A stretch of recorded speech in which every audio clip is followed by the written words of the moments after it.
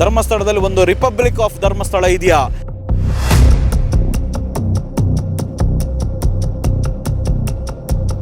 D number ಇದೆ ಧರ್ಮಸ್ಥಳದಲ್ಲಿ. D gang. D ಅನ್ನುವಂಥದ್ದು ಕೇವಲ ಒಂದು ಧರ್ಮಸ್ಥಳ ಅನ್ನುವುದಕ್ಕೆ ಒಂದು ಸೂಚನೆ. ಯಾತ್ರಾರ್ಥಿಗಳಾಗಿ ಬರುವಂತ ಹೆಂಗಸರನ್ನು ಫಾಲೋ ಮಾಡ್ತೀರಂತೆ. ಅವೊಬ್ಬ ಹುಟ್ಟುಕೊಂಡ ಹುಚ್ಚ ಮಟ್ಟಣ್ಣ, ಹುಡುಗಿಯರನ್ನು ಸಪ್ಲೈ ಮಾಡ್ತೇವೆ ನಾವು ಅಂತ. ಯಾರು ಅವನ ಹೆಂಡತಿಯನ್ನ ಸಪ್ಲೈ ಮಾಡೋದು? 78 ವರ್ಷ ಪೂಜ್ಯರಿಗೆ, ಅವರಿಗೆ ಹುಡುಗಿ ಬೇಕಾ? ಬೇವರ್ಸಿಗೆ ಭಾಷೆ ಉಂಟು ಅವನಿಗೆ. ಮರ್ಡರ್ಗಳನ್ನು ಮಾಡಿದಿರಂತೆ, ಅತ್ಯಾಚಾರಗಳನ್ನು ಮಾಡಿದಿರಂತೆ. ಕೇವಲ ಆಧಾರ ಸಾಕ್ಷಿಗಳಿದ್ದರೆ ಮಾತ್ರ ಕ್ಷೇತ್ರದ ಮೇಲೆ ಆಪಾದನೆ ಮಾಡಬೇಕು. ಬುರುಡೆಗಳಿಲ್ಲಿದೆ ಅಂತ ಹೇಳ್ತಾನೆ, ಇದಕ್ಕೇನು ಹೇಳ್ತೀರಿ ನೀವು? ಭೀಮಾ ಅನ್ನುವ ವ್ಯಕ್ತಿ ಧರ್ಮಸ್ಥಳದಲ್ಲಿ ಪೌರ ಕಾರ್ಮಿಕವಾಗಿರಲೇ. ಅಯೋಧ್ಯೆ ಹೋಟೆಲ್ ಇರುವ ಜಾಗ ಇದು ನಾರಾಯಣ ಮಾವುತನಿಗೆ ಸೇರಿದ ಜಾಗ. ಕೊಲೆ ಮಾಡುವಂತಹ ಒಂದು ಕ್ರಿಯೆ ಆಗಿದೆ ಅಂತ ಹೇಳಿದ್ರೆ ಇದೊಂದು ದಾರುಣವಾದದ್ದು. ಕೂತಿಟ್ಟಂತ ಹೆಣಗಳಿಗೆ ದಾಖಲಾತಿಯೇ ಇಲ್ಲ. ದಾಖಲೀಕರಣದಲ್ಲಿ ಅಕೌಂಟೇಬಿಲಿಟಿ 100% ಇದೆ. ಪಂಚಾಯತಿಂದನೂ ಆತನ ಹತ್ರ ಉಳಿಸಿರಬಹುದಲ್ಲ. ವೈಯಕ್ತಿಕವಾಗಿ ಅದನ್ನು ದಫನ್ ಮಾಡುವಂತದ್ದೆಲ್ಲ ಇಲ್ಲ. ನಿರ್ದಿಷ್ಟ ಜಾಗದಲ್ಲಿ ದಫನ್ ಆಗ್ತಿರ್ಲಿಲ್ಲ. ನಿರ್ದಿಷ್ಟ ಜಾಗವೇ ಇಲ್ಲ. ಕ್ಷೇತ್ರಕ್ಕೆ ದರ್ಶನಕ್ಕೆ ಬಂದಂತ ಹೆಣ್ಣು ಮಕ್ಕಳನ್ನ ಫಾಲೋ ಮಾಡುವ ಗ್ಯಾಂಗ್ ಉಂಟು. ಅವ ಒಂದು ದಾಖಲೆಯನ್ನು ತೋರಿಸಲಿ, ಯಾರು ಹೇಳ್ತಾನೆ? ಏನೇನು ಹೇಳುದು ಮಾಡಿದರೆ ನಾವು ಅವ್ರು ಎಲ್ಲಿದ್ದಾರೆ ನೋಡಿ ಅವರ ಸ್ಟುಡಿಯೋಕ್ಕೆ ಬೆಂಕಿ ಕೊಡ್ತೇವೆ. ಇಂಥ ಕ್ಷೇತ್ರದ ಬಗ್ಗೆ ಹೀಗೆ ಮಾತಾಡ್ತಾ ಇದ್ದಾರೆ. ಹಣ ಮಾಡುವಂತ ಒಂದು ದಂಧೆ ಇದು 100ಕ್ಕೆ 100 ನನ್ನೊಂದು ಅಭಿಪ್ರಾಯ. ಡ್ರೈವರ್ಗಳಂದ್ರೆ ನಿಮಗೆ ಗೊತ್ತುಂಟು, ಎಲ್ಲವನ್ನು ಬಿಟ್ಟವರು, ಅವರಿಗೇನು ಹೆದರಿಕೆ ಯಾವುದರಲ್ಲಿಯೂ ಭಯವೂ ಇಲ್ಲ. ರಾಮನು ಬಿಡುವುದಿಲ್ಲ, ಲಕ್ಷ್ಮಣನು ಬಿಡುವುದಿಲ್ಲ. ಸೈನಿಕ ರಾಜಾಜ್ಞೆ ಆಗಲಿಲ್ಲ ನಮಗೆ. ರಾಜಾಜ್ಞೆ ಆದರೆ ನಾವು ಇದ್ದೇವೆ, ಎಲ್ಲದಕ್ಕೂ ತಯಾರಿರುವವರನ್ನು.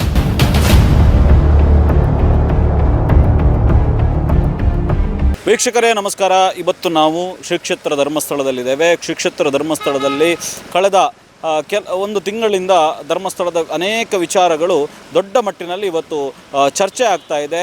ಧರ್ಮಸ್ಥಳ ಫೈಲ್ಸ್ ಅನ್ನುವ ರೀತಿಯಲ್ಲಿ, ಧರ್ಮಸ್ಥಳ ಹಾರರ್ ಅನ್ನುವ ರೀತಿಯಲ್ಲಿ ಶ್ರೀ ಕ್ಷೇತ್ರವನ್ನು ಟಾರ್ಗೆಟ್ ಮಾಡಿ ರಾಷ್ಟ್ರೀಯ ಮಟ್ಟದಲ್ಲಿ ಇವತ್ತು ಚರ್ಚೆ ಆಗ್ತಾ ಇರುವಂತಹದ್ದು. ಹಾಗಾದರೆ ಧರ್ಮಸ್ಥಳದಲ್ಲಿನ ನಿಜವಾಗಿ ನಡೀತಾ ಇರುವಂತಹದ್ದೇನು? ಧರ್ಮಸ್ಥಳದಲ್ಲಿ ಒಂದು ರಿಪಬ್ಲಿಕ್ ಆಫ್ ಧರ್ಮಸ್ಥಳ ಇದೆಯಾ? ಧರ್ಮಸ್ಥಳದ ಆಂತರಿಕವಾಗಿರ್ತಕ್ಕಂಥ ಸತ್ಯ ಏನು? ಮಾತ್ರ ಅಲ್ಲ, ಈ ತಲೆಬುರುಡೆಗಳ ರಹಸ್ಯ ಏನು? ಯಾಕೆ ಈ ರೀತಿಯಾದಂಥ ಚರ್ಚೆಗಳಾಗ್ತಾ ಇದೆ? ಬನ್ನಿ ಈ ಎಲ್ಲ ವಿಚಾರಗಳನ್ನು ಇವತ್ತು ಇಲ್ಲಿನ ಗ್ರೌಂಡ್ ರಿಪೋರ್ಟ್ ಏನಿದೆ, ಗ್ರೌಂಡ್ ರಿಯಾಲಿಟಿ ಏನಿದೆ ತಿಳ್ಕೊಳ್ಳೋಣ. ಬನ್ನಿ, ನಾವು ಧರ್ಮಸ್ಥಳದಲ್ಲಿದ್ದೇವೆ. ಇಲ್ಲಿನ ಎಲ್ಲ ವಿಚಾರಗಳನ್ನು ನಿಮಗೆ ತಿಳಿಸುವಂಥ ಕೆಲಸವನ್ನು ಮಾಡ್ತೇವೆ. ಇದು ಧರ್ಮಸ್ಥಳದ ಗ್ರೌಂಡ್ ರಿಪೋರ್ಟ್.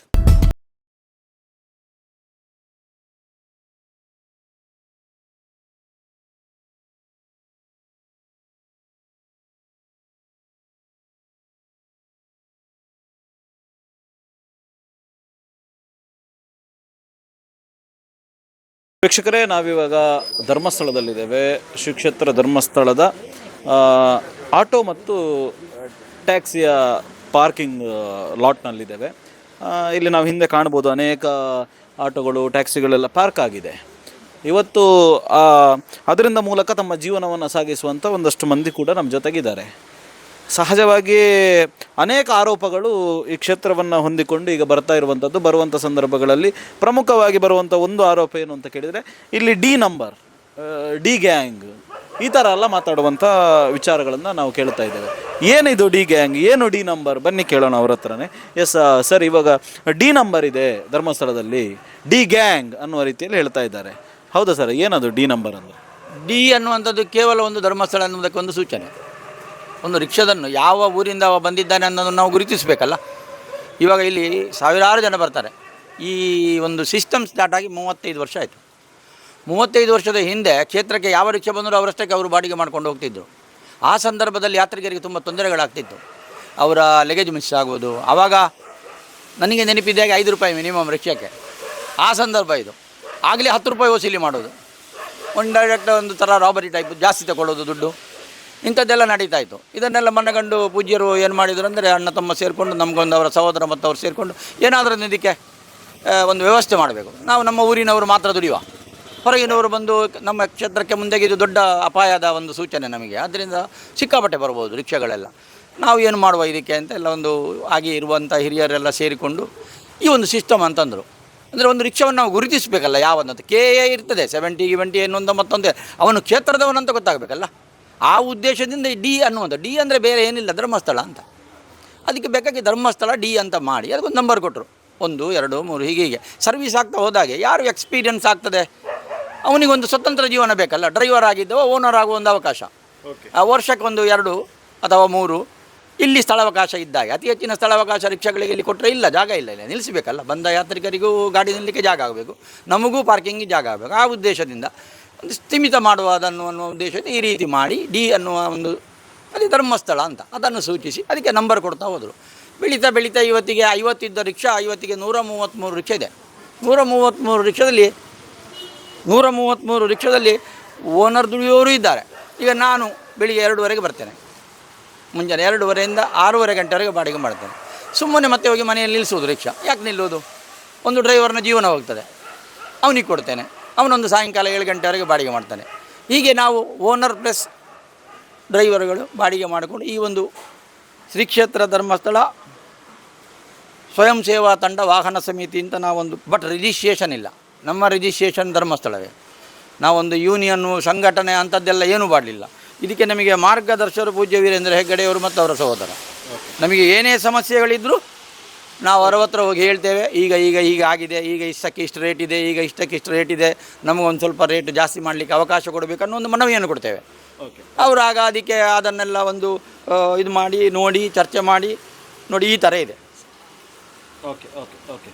ಇದರಲ್ಲಿ ಗ್ರೂಪು ಇದೊಂದು ಸಮಿತಿ, ಬಟ್ ಇದು ರಿಜಿಸ್ಟ್ರೇಷನ್ ಅಲ್ಲ. ನಾವು ಎಲ್ಲಿಯೂ ರಿಜಿಸ್ಟರ್ಡ್ ಧರ್ಮಸ್ಥಳ, ಮಾಹಿತಿ ಕಚೇರಿ ಆಫೀಸು. ಅವರ ಮ್ಯಾನೇಜರು ನಮಗೆ ಸೂಚನೆ ಕೊಡ್ತಾರೆ, ನಾವು ಹೆಗ್ಡೆಯವ್ರ ಹತ್ರ ಹೇಳ್ತಾರೆ, ಹೆಗ್ಡೆಯವರು ಮ್ಯಾನೇಜರಿಗೆ ಸೂಚನೆ ಕೊಡ್ತಾರೆ. ಅದೇ ಪ್ರಕಾರವಾಗಿ ಇದು ಬೆಳೆದುಕೊಂಡು ಬಂದಿದೆ. ಅಲ್ಲ, ಈಗ ಇಲ್ಲಿ ಇನ್ನೊಂದು ಸಹಜವಾಗಿ ಈಗ ಮಾಧ್ಯಮಗಳಲ್ಲಿ ಅನೇಕರು ಮಾತಾಡೋದನ್ನು ನಾವು ಕೇಳಿದ್ದೇವೆ. ಅನೇಕರು ಮಾತಾಡುವಾಗ ಹೇಳ್ತಾ ಇದ್ರು, ಇಲ್ಲಿ ನೀವು ರಿಕ್ಷಾದವರು ಇಲ್ಲಿನವರೆಲ್ಲ ಇಲ್ಲಿ ಬರುವ ಕ್ಷೇತ್ರಕ್ಕೆ ಯಾತ್ರಾರ್ಥಿಗಳಾಗಿ ಬರುವಂಥ ಹೆಂಗಸರನ್ನು ಫಾಲೋ ಮಾಡ್ತೀರಂತೆ, ಅವರನ್ನು ಸನ್ನೆ ಮಾಡ್ತೀರಂತೆ, ಮತ್ತು ಇಲ್ಲಿ ಬೇರೆ ಬೇರೆಯವರಿಗೆ ನೀವು ತೊಂದರೆ ಕೊಡ್ತೀರಂತೆ, ಮತ್ತು ಇಲ್ಲಿ ಅನೇಕ ಈ ರೀತಿಯಾದಂಥ ಲೈಂಗಿಕವಾದಂಥ ಶೋಷಣೆಯ ವಿಚಾರವಾಗಿ ಅಥವಾ ಅತ್ಯಾಚಾರದವರೆಗೂ ಹೋದಂಥ ಆರೋಪಗಳನ್ನು ಹೊರಿಸ್ತಾ ಇದ್ದಾರೆ. ಏನು ಹೇಳ್ತೀರಿ? ನಾನು ಹೇಳೋದು ಇದಕ್ಕೆ ಈ ಎಡಪಂಥೀಯರು ಅಂತೇಳಿ, ಅಂದರೆ ಅವರಿಗೆ ನಾವಿಲ್ಲಿ ಹೊರಗಿನವರನ್ನು ಬಂದರೆ ನಾವು ಬಿಡುವುದಿಲ್ಲ. ಇಲ್ಲಿ ನಮ್ಮದು ಇದು ಹಳೆಯವರೆಲ್ಲ ನನಗೆ ಕೊಟ್ಟ ಗದ್ದೆ ನಾನೇ ಉಳಬೇಕು. ಹೆಗಡೆಯವರು ಈ ಜಾಗ ಬಿದ್ದು ಕೊಟ್ಟದ್ದು ನೀನು ಬೇಸಾಯ ಮಾಡು ಅಂತೇಳಿ. ಅಂದರೆ ನಾವು ಇಲ್ಲಿ ವ್ಯವಹಾರ ಮಾಡಿ ಅಂತ ನಮಗೊಂದು ನಿಂತ ಅವಕಾಶ ಮಾಡಿ ಕೊಟ್ಟಿದ್ದಾರೆ. ಯಾರೋ ಹೊರಗಿನ ಒಬ್ಬ ಬಂದರೆ ನಾವು ಬಾಡಿಗೆ ಮಾಡಲಿಕ್ಕೆ ಬಿಡೋದಿಲ್ಲ. ಹಾಗಾಗಿ ಅವನಿಗೆ ಅಂಥದ್ದು ಇವರು ಹೇಳುವಂಥದ್ದು ಏನಾದರೂ ನಡಿಬೇಕಾದ್ರೆ ನಮ್ಮಿಂದ ಆದದ್ದಂತ ನಮಗೆ ಗೊತ್ತಾಗಬೇಕಲ್ಲ. ಅದಕ್ಕೆ ಬೇಕಾಗಿ ಈ ರೀತಿಯ ಸಿಸ್ಟಮ್ ಮಾಡಿದ್ವು ನಾವು. ಸಿಸ್ಟಮ್ ಮಾಡಿದಾಗ ಏನಾಯಿತು, ಇನ್ನೊಬ್ಬರಿಗೆ ಇದರಿಂದ ತೊಂದರೆ ಆಯಿತು. ಅವರಿಗೆ ಬಾಡಿಗೆ ಮಾಡಲಿಕ್ಕೆ ಅವಕಾಶ ಇಲ್ಲ, ನಾವು ಬಿಡುವುದಿಲ್ಲ, ನಮ್ಮ ಮೇಲೆ ಆರೋಪ ಮಾಡಲಿಕ್ಕೆ ಶುರು ಮಾಡಿದರು. ನಾವು ಹೀಗೆ ಮಾಡ್ತೇವೆ, ಹಾಗೆ ಮಾಡ್ತೇವೆ, ಇಂಥದ್ದೆಲ್ಲ ಹುಟ್ಟಲಿಕ್ಕೆ ಶುರು ಮಾಡಿದರು. ಅವೊಬ್ಬ ಹುಟ್ಕೊಂಡ ಹುಚ್ಚ ಮಟ್ಟಣ್ಣ, ಹುಡುಗಿಯರನ್ನು ಸಪ್ಲೈ ಮಾಡ್ತೇವೆ ನಾವು ಅಂತ. ಯಾರು ಅವನ ಹೆಂಡ್ತಿಯನ್ನು ಸಪ್ಲೈ ಮಾಡೋದು? 78 ವರ್ಷ ಪೂಜ್ಯರಿಗೆ, ಅವರಿಗೆ ಹುಡುಗಿ ಬೇಕಾ? ಬೇವರ್ಸಿಗೆ ಭಾಷೆ ಉಂಟು ಅವನಿಗೆ? ಅವರ ವಯಸ್ಸೇನು, ಅವರ ಗೌರವ ಏನು, ಯಾರಿಗೆ ಹೇಳೋದು? ಭಾಳ ಬೇಸರದ ಸಂಗತಿ ನಮಗೆ ರಾಮ ಮತ್ತು ಲಕ್ಷ್ಮಣನನ್ನು ರಾಮ ತಡೆದಿದ್ದ ಮುಂದೆ ಹೋಗೋದು ಬೇಡ ಅಂತ. ಅದೇ ರೀತಿ ಆಗಿದೆ ಪರಿಸ್ಥಿತಿ ನಮ್ಮದು. ಸಹೋದರನೂ ಬಿಡುವುದಿಲ್ಲ, ರಾಮನೂ ಬಿಡುವುದಿಲ್ಲ, ಲಕ್ಷ್ಮಣನೂ ಬಿಡುವುದಿಲ್ಲ. ಸೈನಿಕ ರಾಜಾಜ್ಞೆ ಆಗಲಿಲ್ಲ ನಮಗೆ. ರಾಜಾಜ್ಞೆ ಆದರೆ ನಾವು ಇದ್ದೇವೆ, ಎಲ್ಲದಕ್ಕೂ ತಯಾರಿರುವವರೇ ನಾವು. ಹಾಗೆ ಅಂತ ಅವರಂಥ ಕೆಟ್ಟ ಭಾಷೆಗಳು ನಮ್ಮ ಬಾಯಿಯಿಂದ ಹೊಡೆದರೂ ಬರಲಿಕ್ಕಿಲ್ಲ ನಮಗೆ ಅಭ್ಯಾಸ ಇಲ್ಲ ಅದು. ಇಂಥದ್ದೆಲ್ಲ ಆಪಾದನೆಗಳು ಮಾಡಿದ ಕೂಡಲೇ ನಾವು ತಣ್ಣಗಾಗ್ತೇವೆ ಅಂತ ಅವ್ರು ಎಣಿಸಿರ್ಬೋದು. ನಾವು ತಣ್ಣಗಾಗೋದಿಲ್ಲ, ರಾಜಾಜ್ಞೆಗಾಗಿ ಕಾಯ್ತಾ ಇದ್ದೇವೆ. ನಾವೊಂದು 350 ಜನ ಇದ್ದೇವೆ. ನಾವೊಂದು 350 ಜನ ಡ್ರೈವರ್ಗಳಂದರೆ ನಿಮಗೆ ಗೊತ್ತುಂಟು, ಎಲ್ಲವನ್ನು ಬಿಟ್ಟವರು. ಅವರಿಗೇನು ಹೆದರಿಕೆ, ಯಾವುದರಲ್ಲಿಯೂ ಭಯವೂ ಇಲ್ಲ. ಏನು ಬೇಕಾದ್ರೂ ಮಾಡಲಿಕ್ಕೆ ರೆಡಿ ಇರೋರಿದ್ದಾರೆ ನಮ್ಮ ಹತ್ರ. ಆದರೆ ಅವರು ಮತ್ತು ಕ್ಷೇತ್ರದ ಗೌರವವನ್ನು ನಾವು ಕಾಪಾಡ್ತಾ ಇದ್ದೇವೆ. ಓಕೆ, ಈಗ ಇನ್ನೊಂದು ಹೇಳ್ತಾರೆ, ಇಲ್ಲಿ ಬುರುಡೆಗಳೆಲ್ಲ ಉಂಟಂತಲ್ಲ, ನೀವು ಇಲ್ಲಿ ಅನೇಕ ಹಿಂದೆ ಮರ್ಡರ್ಗಳನ್ನು ಮಾಡಿದಿರಂತೆ, ಅತ್ಯಾಚಾರಗಳನ್ನು ಮಾಡಿದಿರಂತೆ, ಮತ್ತು ಇಲ್ಲಿ ಸಾಮೂಹಿಕ ವಿವಾಹದ ಸಂದರ್ಭದಲ್ಲಿ ಕೂಡ ವಿವಾಹ ಆದಂಥ ಹೆಣ್ಣು ಮಕ್ಕಳ ಮೇಲೆ ದೌರ್ಜನ್ಯಗಳನ್ನು ಮಾಡಿದಿರಂತೆ. ಸೊ ಅವರನ್ನೆಲ್ಲ ತಂದು ಹೂತಿಟ್ಟಿದ್ದಾನಂತೆ. ಯಾರೊಬ್ಬ ಅನಾಮಧೇಯ ವ್ಯಕ್ತಿ ಬಂದಿದ್ದಾನೆ, ನಾನೇ ಹೂತಿಟ್ಟಿದ್ದೇನೆ, ಬುರುಡೆಗಳಿಲ್ಲಿದೆ ಅಂತ ಹೇಳ್ತಾನೆ. ಇದಕ್ಕೇನು ಹೇಳ್ತೀರಿ ನೀವು? ಮೊದಲಾಗಿ ಭೀಮಾ ಅನ್ನೋ ಹೆಸರನ್ನು ಕೊಟ್ಟಿದ್ದಾರೆ. ಇತಿಹಾಸ ನೀವು ಧರ್ಮಸ್ಥಳದ ರೆಕಾರ್ಡ್ ಹುಡುಕಿದರೆ ರಾಜು, ಮಾದ, ಚೆನ್ನಯ್ಯ ಅಂತ 3 ಜನ ಇದ್ದರು ಇಲ್ಲಿ ಪೌರಕಾರ್ಮಿಕರಾಗಿ. ಭೀಮಾ ಅನ್ನುವ ವ್ಯಕ್ತಿ ಧರ್ಮಸ್ಥಳದಲ್ಲಿ ಪೌರಕಾರ್ಮಿಕವಾಗಿ ಇರಲೇ ಇಲ್ಲ. ಇದು ಫಸ್ಟ್ ನಾನು ಹೇಳೋದು. ಯಾಕೆಂದರೆ ಇಲ್ಲಿ ಮಾದ ಅನ್ನುವ ಸತ್ತೋಗಿದ್ದಾನೆ, ಜೀವದಲ್ಲಿಲ್ಲ. ಇನ್ನು ರಾಜು ಅನ್ನುವ ಕೆಟ್ಟ ಮನುಷ್ಯ, ನೇತ್ರಾವತಿಯಲ್ಲಿ ಗುಡಿಸುವುದು, ಇಲ್ಲಿ ಗುಡಿಸುವುದು, ಕೊಳ್ಳೆಗಾಲದವ. 2 ಹೆಂಡತಿ ಅವನಿಗೆ. ಸುರುವಿನ ಹೆಂಡತಿ ಇದ್ದಾಳೆ, 2ನೇ ಹೆಂಡತಿಗೆ ಒಂದು ಮಗಳಿದ್ದಾಳೆ. ಆ ಮಗಳಿಗೆ ಬಸುರಿ ಮಾಡಿ ಕೇಸಾಗಿ ಜೈಲಲ್ಲಿ 10 ವರ್ಷ ಶಿಕ್ಷೆ ಅನುಭವಿಸಿ ಬಂದವ. ಇನ್ನು ಚೆನ್ನಯ್ಯ ಅನ್ನುವಂಥ ಇಲ್ಲಿಂದ ಕೆಲಸ ಬಿಟ್ಟು ಹೋದ ಮೇಲೆ 19 ವರ್ಷವೇನೋ ಅವನು ಕೆಲಸ ಮಾಡಿದ್ದಾನೆ. ಕೆಲಸ ಬಿಟ್ಟು ಹೋದ ಮೇಲೆ ನೇತ್ರಾವತಿಯಲ್ಲಿ ಕಳ್ಳತನವೇ ನಿಂತೋಗಿದೆ. ಯಾರು ಸ್ನಾನ ಮಾಡಲಿಕ್ಕೆ ಹೋಗ್ತಾರೆ ಅವರ ಬ್ಯಾಗ್ ಒಂದು ಸೈಡಲ್ಲಿ ಇಡ್ತಾರೆ, ಚಿನ್ನಾಭರಣ ಇರ್ತದೆ, ಅದನ್ನೆಲ್ಲ ಸರ್ಚ್ ಮಾಡ್ತಾ ಇರ್ತಾನೆ ನಾವು. ಇವಾಗ ನೀವು ನೇತ್ರಾವತಿಯಲ್ಲಿ ಸ್ನಾನ ಮಾಡೋರ್ತ ಯಾರ ಹತ್ರ ಕಳ್ಳತನ ಆಗ್ತದೆ ಅದು ಇದುಗಳು ಇಲ್ಲ. ಅಲ್ಲಿ ಅವ ಬಿಟ್ಟು ಇಲ್ಲಿ ಬಿಟ್ಟು ಹೋದ ಮೇಲೆ ಅಂಥ ವ್ಯಕ್ತಿಗಳ ಮೇಲೆ ಅನುಮಾನ ಬಂದರೆ ಪೂಜ್ಯರು ಅವರನ್ನು ಕೂಡಲೇ ಡಿಬಾರ್ ಮಾಡ್ತಾರೆ, ಇಲ್ಲಿಂದ ಇಲ್ಲಿ ನಿಲ್ಲಬಾರ್ದವ ಅಂತ. ಭೀಮ ಅನ್ನೋ ಹೆಸರು ಕೊಟ್ಟಿದ್ದಾರೆ, ಅವನ ಹೆಸರನ್ನು ಕೊಟ್ಟಿದ್ದಾರೆ, ಆತ ಬೇರೆ ಹೆಸರು ಕೊಟ್ಟದ್ದು ಭೀಮನೇ ಅದು ಹೌದಾದರೆ ಇಲ್ಲಿ ಭೀಮ ಅನ್ನುವ ಪೌರ ಕಾರ್ಮಿಕ ಧರ್ಮಸ್ಥಳದಲ್ಲಿ ಕೆಲಸಕ್ಕೆ ಪೌರ ಕಾರ್ಮಿಕನಾಗಿ ಇರಲಿಲ್ಲ. ಇನ್ನು ತಲೆ ಬುರುಡೆ ಅಂತ ಹೇಳಿದರೆ ಸ್ವಾಮಿ ದಿವಸಕ್ಕೆ 30,000 50,000 ಜನ ಬರ್ತಾರೆ. ಈಗ ಆಷಾಢ ಮಾಸ ನಮಗೆ ಇಲ್ಲಿ ಜನ ಕಮ್ಮಿ ಇದೆ, ಆದರೆ 50,000 60,000 ಜನ ಬರುವಾಗ ಎಷ್ಟೆಷ್ಟೋ ಯಾವುದ್ಯಾವುದೋ ರೀತಿಯ ಪ್ರಾರ್ಥನೆಗಳನ್ನು ದೇವರ ಹತ್ರ ಬೇಡಿಕೆಗಾಗಿ ಬರ್ತಾರೆ. ಅವನ ಕಷ್ಟ ಸುಖ ಇನ್ನೊಂದು ಮತ್ತೊಂದು ಏನೇನು ಉಂಟು ಅದೆಲ್ಲ ಕೇಳ್ತಾರೆ. ಅದೇ ರೀತಿ ಜೀವನದಲ್ಲಿ ಜಿಗುಪ್ಸೆಯಾಗಿ ಕೂಡ ಬರ್ತಾರೆ. ಮಗನಿಂದ ತೊಂದರೆಯಾಗಿಯೋ, ಸಂಸಾರದಿಂದ ತೊಂದರೆಯಾಗಿಯೋ, ಹೆಂಡತಿಯಿಂದ ಬೇಸರವಾಗಿಯೋ ಬರುವಾಗ ಅವರ ಕಿಸೆಯಲ್ಲಿ ಯಾವುದೇ ಆಧಾರಗಳಿಲ್ಲ. ಆಗ ಎಲ್ಲ ನಿಮ್ಮದು ಈ ವಾಟ್ಸಪ್ಪು ಮೊಬೈಲ್ ಎಲ್ಲ ಇರಲಿಲ್ಲ. ಆಗ ಪೇಪರ್ನಲ್ಲಿ ಹಾಕ್ತಾರೆ. ಅವ ಬಂದು ಇಲ್ಲಿ ಆತ್ಮಹತ್ಯೆ ಮಾಡಿಕೊಂಡ. ಏನು ಮಾಡೋದು? ಅವನ ಹೆಣವನ್ನು ನಾವಿಲ್ಲಿ ಇಟ್ಟುಕೊಂಡು ಇವರು ಯಾವಾಗ ಬರ್ತಾರೆ ಅಂತ ಕಾಯುವುದಾ? ಹುಳ ಆಗುವವರೆಗೆ ಬಿಡುವುದಾ? ಅದನ್ನು ಇಲ್ಲ. ಸಂಬಂಧಪಟ್ಟ ಅಧಿಕಾರಿಗಳಂದರೆ ಪೊಲೀಸ್ ಸ್ಟೇಷನ್ಗೆ ತಿಳಿಸ್ತಾರೆ. ಪೊಲೀಸ್ಗಳು ಅದಕ್ಕೆ ಏನು ಬೇಕು ಮಾಜರ್ ಗೀಜರ್ ಇನ್ನೊಂದು ಮತ್ತೊಂದು ಏನೇನು ಪೋಸ್ಟ್ ಮಾರ್ಟಮ್ ಎಲ್ಲ ಬೇಕೋ ಅದನ್ನೆಲ್ಲ ಮಾಡಿಬಿಟ್ಟು ಪಂಚಾಯತಿಗೆ ತಿಳಿಸ್ತಾರೆ. ಪಂಚಾಯತಿ ಮುಖಾಂತರ ಅದನ್ನು ಪೇಪರ್ನಲ್ಲಿ ಹಾಕಿ ವಾರಿಸುದಾರರಾದಿದ್ದರೆ ಬನ್ನಿ ಇಂಥ ಒಂದು ಇದೆ ಇಲ್ಲಿ 3 ದಿವಸವೋ 2 ದಿವಸವೋ 5 ದಿವಸವೋ ಆ ಶವವನ್ನು ಇಟ್ಕೊಳ್ತಾರೆ. ಯಾರು ಬರದಿದ್ದರೆ ಮತ್ತೇನು ಮಾಡೋದು? ಅದನ್ನು ಇವರು ಆಗಲೇ ಎಲ್ಲ ಹುಟ್ಕೊಳ್ತಿದ್ರೆ ಇವರ ಮನೆ ಕಳಿಸಿಕೊಡ್ಬೋಯಿತ್ತು, ಬಂದ ಮೇಲೆ ಪಾರ್ಟಿಗೆ ಕೊಡಿ ಅಂತೇಳಿ ಅಲ್ವಾ? ಈಗ ಆಗ ಅವ್ರು ಇರಲಿಲ್ಲ, ಈಗೆಲ್ಲ ಹುಟ್ಕೊಡೋದು ಇವರು. ಇವರು ಮೊದಲೇ ಬರ್ತಿದ್ದರೆ ಧರ್ಮಸ್ಥಳದಲ್ಲಿ ಸತ್ತವರ ಹೆಣ ಎಲ್ಲ ತಂದು ನಮಗೆ ಕೊಡಿ, ನಾವು ಅವರ ವಾರಿದಾರಿಗೆ ಮುಟ್ಟಿದ್ದೇವೆ ಅಂದರೆ ಕೊಡ್ಬೋದಿತ್ತು. ಆಗ ಅವರು ಈಗ ಇವರು ಜೀವ ಆಗಿದ್ದಾರೆ, ಇನ್ನೇನು ಮಾಡೋದು? ಅದಕ್ಕೆ ನಾವೇನು ಮಾಡಿದ್ದೇವೆ ಅಂದರೆ ಇಲ್ಲಿ ಕಾನೂನು ಪ್ರಕಾರವಾಗಿ ಅವರನ್ನು ಮಣ್ಣಿಗೆ ಹಾಕೋದು. ಯಾರೋ ಒಬ್ಬ ಮೊನ್ನೆ ಹೇಳಿದ, ಹಿಂದೂ ಸಂಸ್ಕೃತಿಯಲ್ಲಿ ಮಣ್ಣಿಗೆ ಹಾಕುವ ಕ್ರಮ ಇಲ್ಲ, ಸುಡುವುದು ಅಂತ. ಸುಟ್ಟರೆ ಅಪರಾಧ, ಅನಾಥ ಶವವನ್ನು ಸುಟ್ಟರೆ ಅಪರಾಧ ಅದು ಅಲ್ವಾ? ಅದು ತಪ್ಪದು, ಸುಡಲಿಕ್ಕಿಲ್ಲ. ಅವನನ್ನು ಮಣ್ಣಲ್ಲಿ ಹಾಕಿ ಇಡೋದು. ವಾರಿಸುದಾರರು ಬಂದರೆ ಅವರು ಪಟ ತೋರಿಸಿದರೆ ಇಂಥವನನ್ನು ಮೊನ್ನೆಯಲ್ಲಿಯೋ ಒಂದು ಕಡೆ ಹೂತಾಕಿದೆ ನೋಡುವ ಬನ್ನಿ ಅಂತೇಳಿ ಕೋರ್ಟ್ ಮುಖಾಂತರ ಆರ್ಡ್ರು ತಗೊಂಡು ಅದನ್ನು ತೆಗಿಬೇಕು. ನೇರವಾಗಿ ಯಾರೋ ಮೊನ್ನೆ ಅಲ್ಲಿ ಕತ್ತೇರಿ ಗಳೆದು ತೆಗೆದಲ್ಲ, ಅದು ತಪ್ಪದವ ತೆಗೆದದ್ದು. ಹಾಗೆ ತೆಗಿಲಿಕ್ಕೆ ಉಂಟಾ? ಹೂತಾಕಿದ ಹೆಣವನ್ನು ನಾನೇ ಹೋಗಿ ವಿಡಿಯೋ ಮಾಡಿಕೊಂಡು ನಾನೇ ಕತ್ತಿಯಲ್ಲಿ ಹೋಗಿ ತೆಗೆದು ಇಲ್ಲಿ ಹೆಣ ಉಂಟು ಅಂತೇಳಿ ಪ್ರತ್ಯಕ್ಷವಾಗಿ ಹೊರಗೆ ತೆಗೆಯುವುದು ಎಲುಬು ಉಂಟು ಅಂತ. ಕೋರ್ಟಿಂದ ಆರ್ಡ್ರ್ ಬೇಡುವ, ಅದಕ್ಕೆ ತಪ್ಪಲ್ವ ಅದು? ಅಂಥ ಶವಗಳೆಲ್ಲ ಇರ್ಬೋದು. ಆದರೆ ಯಾರೂ ಅದನ್ನು ಇಲ್ಲಿ ಸಾಯುವುದಕ್ಕೂ ಕ್ಷೇತ್ರಕ್ಕೂ ಏನು ಸಂಬಂಧ? ಸಾಯುವವರನ್ನು ಬರದಾಗೆ ಮಾಡಲಿಕ್ಕಾಗ್ತದೆ? ಯಾರು ಬರ್ತಾರೆ, ಎಲ್ಲಿಂದಲೂ ಬರ್ತಾರೆ. ಅವರು ಎಲ್ಲಿ ಸಾಯ್ತಾರೆ, ಹೇಗೆ ಸಾಯ್ತಾರೆ, ಏನು ಮಾಡ್ತಾರೆ? ಕಾಡಿನಲ್ಲಿ ಕೆಲವು ಸತ್ತದ್ದು ಹಗ್ಗ ತಗೊಂಡದ್ದು ಗೊತ್ತೇ ಇರಲಿಕ್ಕಿಲ್ಲ, ಅಲ್ಲಿ ಎಲ್ಲ ಕರಗಿ ಹೋಗಿರ್ಬೋದು ಅಲ್ವಾ? ಜಲಾದಿವಾಸ, ಸಮಾಧಿ, ಅಗ್ನಿವಾಸ 3 ಇರುವುದು. ಅಗ್ನಿಯಲ್ಲಿ ಸುಟ್ಟರೆ 24 ದಿವಸ ಸೂತಿಗ, ಮಣ್ಣಲ್ಲಿ ಹಾಕಿದರೆ 40 ದಿವಸ ಸೂತಿಗ. ನನಗೆ ಗೊತ್ತಿದ್ದಾಗೆ ಹೇಳಿದ್ದು ನಾನು. ಇನ್ನು ಅವರು ಕೆಲವರೆಲ್ಲ ಏನೂ ಬೇಡ ನನಗೆ, ನಾನು ದೇವರಲ್ಲಿ ಇದರಲ್ಲಿ ಗಂಗೆಯಲ್ಲಿ ಲೀನನಾಗ್ತೇನೆ ಅಂತ ಹಾರುವವರಿದ್ದಾರೆ. ಅಲ್ಲಿ ಚರಿತ್ರಪಗಳ ತಿಂದು ಹೋಗ್ಬೇಕಾದ್ರೆ 24 ದಿವಸ ಬೇಕಂತೆ. 24 ದಿವಸ ಕಾದು ಮತ್ತೆ ಇವರಿಲ್ಲಿ ಅದಕ್ಕೆ ಬೇಕಾದ ಅವ ಸತ್ತಿದ್ದಾನೆ ಅಂತ ಫಿಕ್ಸ್ ಆದ ಮೇಲೆ ಅಂತ್ಯ ಸಂಸ್ಕಾರವನ್ನು ಮಾಡಬೇಕು. ಇಂಥದ್ದೆಲ್ಲ ಅಪಪ್ರಚಾರ ಮಾಡಿ ಕ್ಷೇತ್ರ ಹೆಸರನ್ನು ಹಾಳು ಮಾಡ್ಬೋದು ಅಂತ ಹೇಳಿ ಅವರು ಮನಸ್ಸು ಮಾಡಿದರೆ ಖಂಡಿತ ತಪ್ಪು. ನಮ್ಮ ತಾಳ್ಮೆಯನ್ನು ಮೀರಿ ನಾವು ಹಿಡ್ಕೊಂಡಿದ್ದೇವೆ. ಪೂಜ್ಯರ ಒಂದು ರಾಜಾಜ್ಞೆಗಾಗಿ ನಾವು ಕಾಯ್ತಾ ಇದ್ದೇವೆ. ನಮ್ಮ ಊರಲ್ಲಿ ಸಹ ಬೇಕಾದಷ್ಟು ಜನ ಇದ್ದಾರೆ, ನಮಗೆ ಸಪೋರ್ಟರ್ಸ್ ಕೂಡ ಬೇಕಾದಷ್ಟು ಜನ ಇದ್ದಾರೆ. ಕೇವಲ 1 ಕೋಟಿ ಜನ ವಿಡಿಯೋ ನೋಡಿದ ಕೂಡಲೇ ಕರ್ನಾಟಕದಲ್ಲಿ 1 ಕೋಟಿ ಜನ ಇಲ್ಲ. ಉಳಿದವರು 1 ಕೋಟಿ ಜನ ಸುಮ್ಮನೆ ನಮಗೇನು ಬೇಡ ಅಂತ ಸೈಲೆಂಟಾಗಿ ಕೂತರು. ಬಾಕಿ ಉಳಿದ 4 ಕೋಟಿ ಜನ ನಮ್ಮ ಜೊತೆ ಇದ್ದಾರೆ ಅಂತ ಆಯ್ತಲ್ಲ. ಯಾರೋ ಒಬ್ಬ ಹುಚ್ಚ ಮಾಡಿದ ವಿಡಿಯೋವನ್ನು ನೋಡಿ 1 ಕೋಟಿ ಜನ ಲೈಕ್ ಕೊಟ್ಟ ಕೂಡಲೇ ಕರ್ನಾಟಕ ಎಲ್ಲ ಅವರ ಕಡೆಯಿಂದ ಉಂಟಾಯ್ತಾ? ಇಲ್ಲ. ಆ ಕರ್ನಾಟಕದಲ್ಲಿ 6 ಕೋಟಿ ಮೇಲೆ ಜನಸಂಖ್ಯೆ ಇದೆ. ಅದರಲ್ಲಿ 1 ಕೋಟಿ ಏನಕ್ಕೂ ಇಲ್ಲ ಅಂತಿರಲಿ, ಅವ್ರು ಯಾವುದಕ್ಕೂ ಬರುವುದಿಲ್ಲ ಅಂತಿರಲಿ. ಬಾಕಿ ಉಳಿದವರು ನಮಗೆ ಸಪೋರ್ಟ್ ಇದ್ದಾರೆ ಅಂತ ಆಯ್ತಲ್ಲ ಹಾಗಾದರೆ ಅಲ್ವಾ? ಪೂಜ್ಯರ ಒಂದು ಕರೆಗಾಗಿ ಕಾಯ್ತಾ ಇದ್ದಾರೆ ಕ್ಷೇತ್ರದ ಅಭಿಮಾನಿಗಳು. ಪೂಜ್ಯರು ಮನಸ್ಸು ಮಾಡಿ ಒಂದು ಕರೆ ಕೊಟ್ಟರೆ ಕ್ಷೇತ್ರದಿಂದ ಅದೆಷ್ಟು ಜನ ಬರ್ತಾರೋ ಅಭಿಮಾನಿಗಳು, ಇಲ್ಲಿ ಎಷ್ಟು ಜನ ಸೇರ್ತಾರೋ, ಎಷ್ಟು ಜನ ಇದಕ್ಕೆ ಎದುರು ನಿಲ್ತಾರಂತ ಹೇಳಲಿಕ್ಕೆ ಸಾಧ್ಯ ಇಲ್ಲ. ಅವರಿಗೆ ಕೊನೆಯ ಸೂಚನೆ ಕೇವಲ ಆಧಾರ ಸಾಕ್ಷಿಗಳಿದ್ದರೆ ಮಾತ್ರ ಕ್ಷೇತ್ರದ ಮೇಲೆ ಆಪಾದನೆ ಮಾಡಬೇಕು. ಇಲ್ಲ, ಆಧಾರ ಸಾಕ್ಷಿಯನ್ನು ಕೊಂಡೋಗಿ ಕೋರ್ಟಲ್ಲಿ ಕೊಡಬೇಕು. ಅದು ಯಾವುದೂ ಇಲ್ಲದೆ ಸೋಷಿಯಲ್ ಮೀಡಿಯಾದವರು ಬಾಯಿಗೆ ಬಂದಾಗೆ ಏನೇನು ಬೈಯೋದು, ಏನೇನು ಹೇಳೋದು ಮಾಡಿದರೆ ನಾವು ಅವ್ರು ಎಲ್ಲಿದ್ದಾರೆ ನೋಡಿ ಅವರ ಸ್ಟುಡಿಯೋಕ್ಕೆ ಬೆಂಕಿ ಕೊಡ್ತೇವೆ. ಇದನ್ನು ಸರ್ಕಾರಕ್ಕೆ ಸೂಚನೆ ಕೊಡ್ತಾ ಇದ್ದೇನೆ ನಾನು. ಸೋಷಿಯಲ್ ಮೀಡಿಯಾ ಅನ್ನುವಂಥದ್ದನ್ನು ಸತ್ಯ ಇದ್ದರೆ ಮಾತ್ರ ರೆಕಾರ್ಡ್ ಮಾಡಿ ಲೈವ್ ಬಿಡಬೇಕು. ಅವ್ರ ಹತ್ರ ಯಾವುದೇ ಆಧಾರ ಇಲ್ಲದೆ ಲೈವ್ ಬಿಡೋದು ತಪ್ಪು. ಇದಕ್ಕೆ ವಿಧಾನಸೌಧದಿಂದ ಏನೇನು ಸೌಧದಲ್ಲಿರುವ ಅವರ ಕಾನೂನುಗಳನ್ನು ಚೇಂಜ್ ಮಾಡ್ತಾರೆ, ಅದೇ ರೀತಿ ಇದಕ್ಕೊಂದು ಕಾನೂನು ತರಬೇಕು.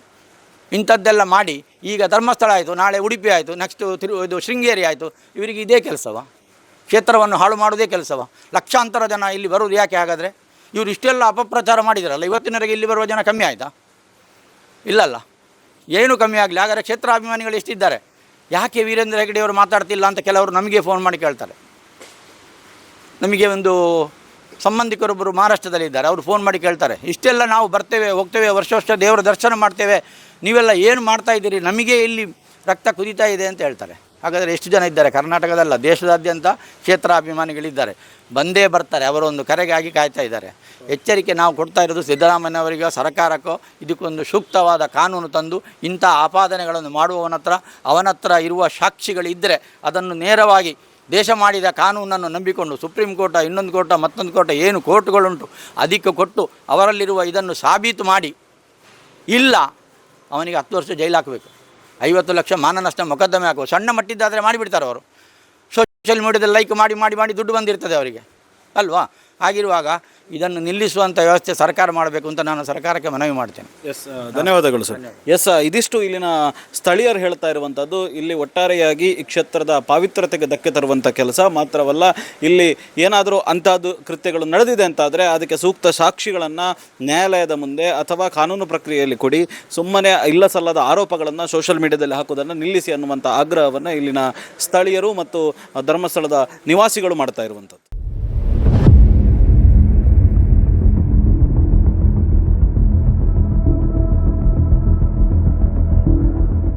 ವೀಕ್ಷಕರೇ, ನಾನಾಗಲೇ ಹೇಳಿದೆ, ಧರ್ಮಸ್ಥಳದ ಮಿಸ್ಟ್ರಿಯನ್ನು ತೆಗಿತಾ ಹೋದಾಗ ಧರ್ಮಸ್ಥಳದಲ್ಲಿ ಪ್ರಧಾನವಾಗಿ ಚರ್ಚೆಗೆ ಬರುವಂಥದ್ದು ಧರ್ಮಸ್ಥಳದಲ್ಲಿ ನಡೆದ ದೌರ್ಜನ್ಯ ಅನ್ನುವುದರಲ್ಲಿ ದೊಡ್ಡದಾಗಿ ಇವತ್ತು ಸದ್ದು ಮಾಡ್ತಾ ಇರುವಂಥದ್ದು ಅದು ನಾರಾಯಣ ಮಾವುತನ ಕೊಲೆ ಮತ್ತು ಅದರ ಹಿಂದೆ ಕ್ಷೇತ್ರದ ಮೇಲೆ, ಕ್ಷೇತ್ರದ ಆಡಳಿತ ವರ್ಗದ ಮೇಲೆ ಇರತಕ್ಕಂಥ ಆರೋಪ. ಎಸ್, ಖಂಡಿತ ನಾವಿವತ್ತು ಅದೇ ಜಾಗದಲ್ಲಿದ್ದೇವೆ.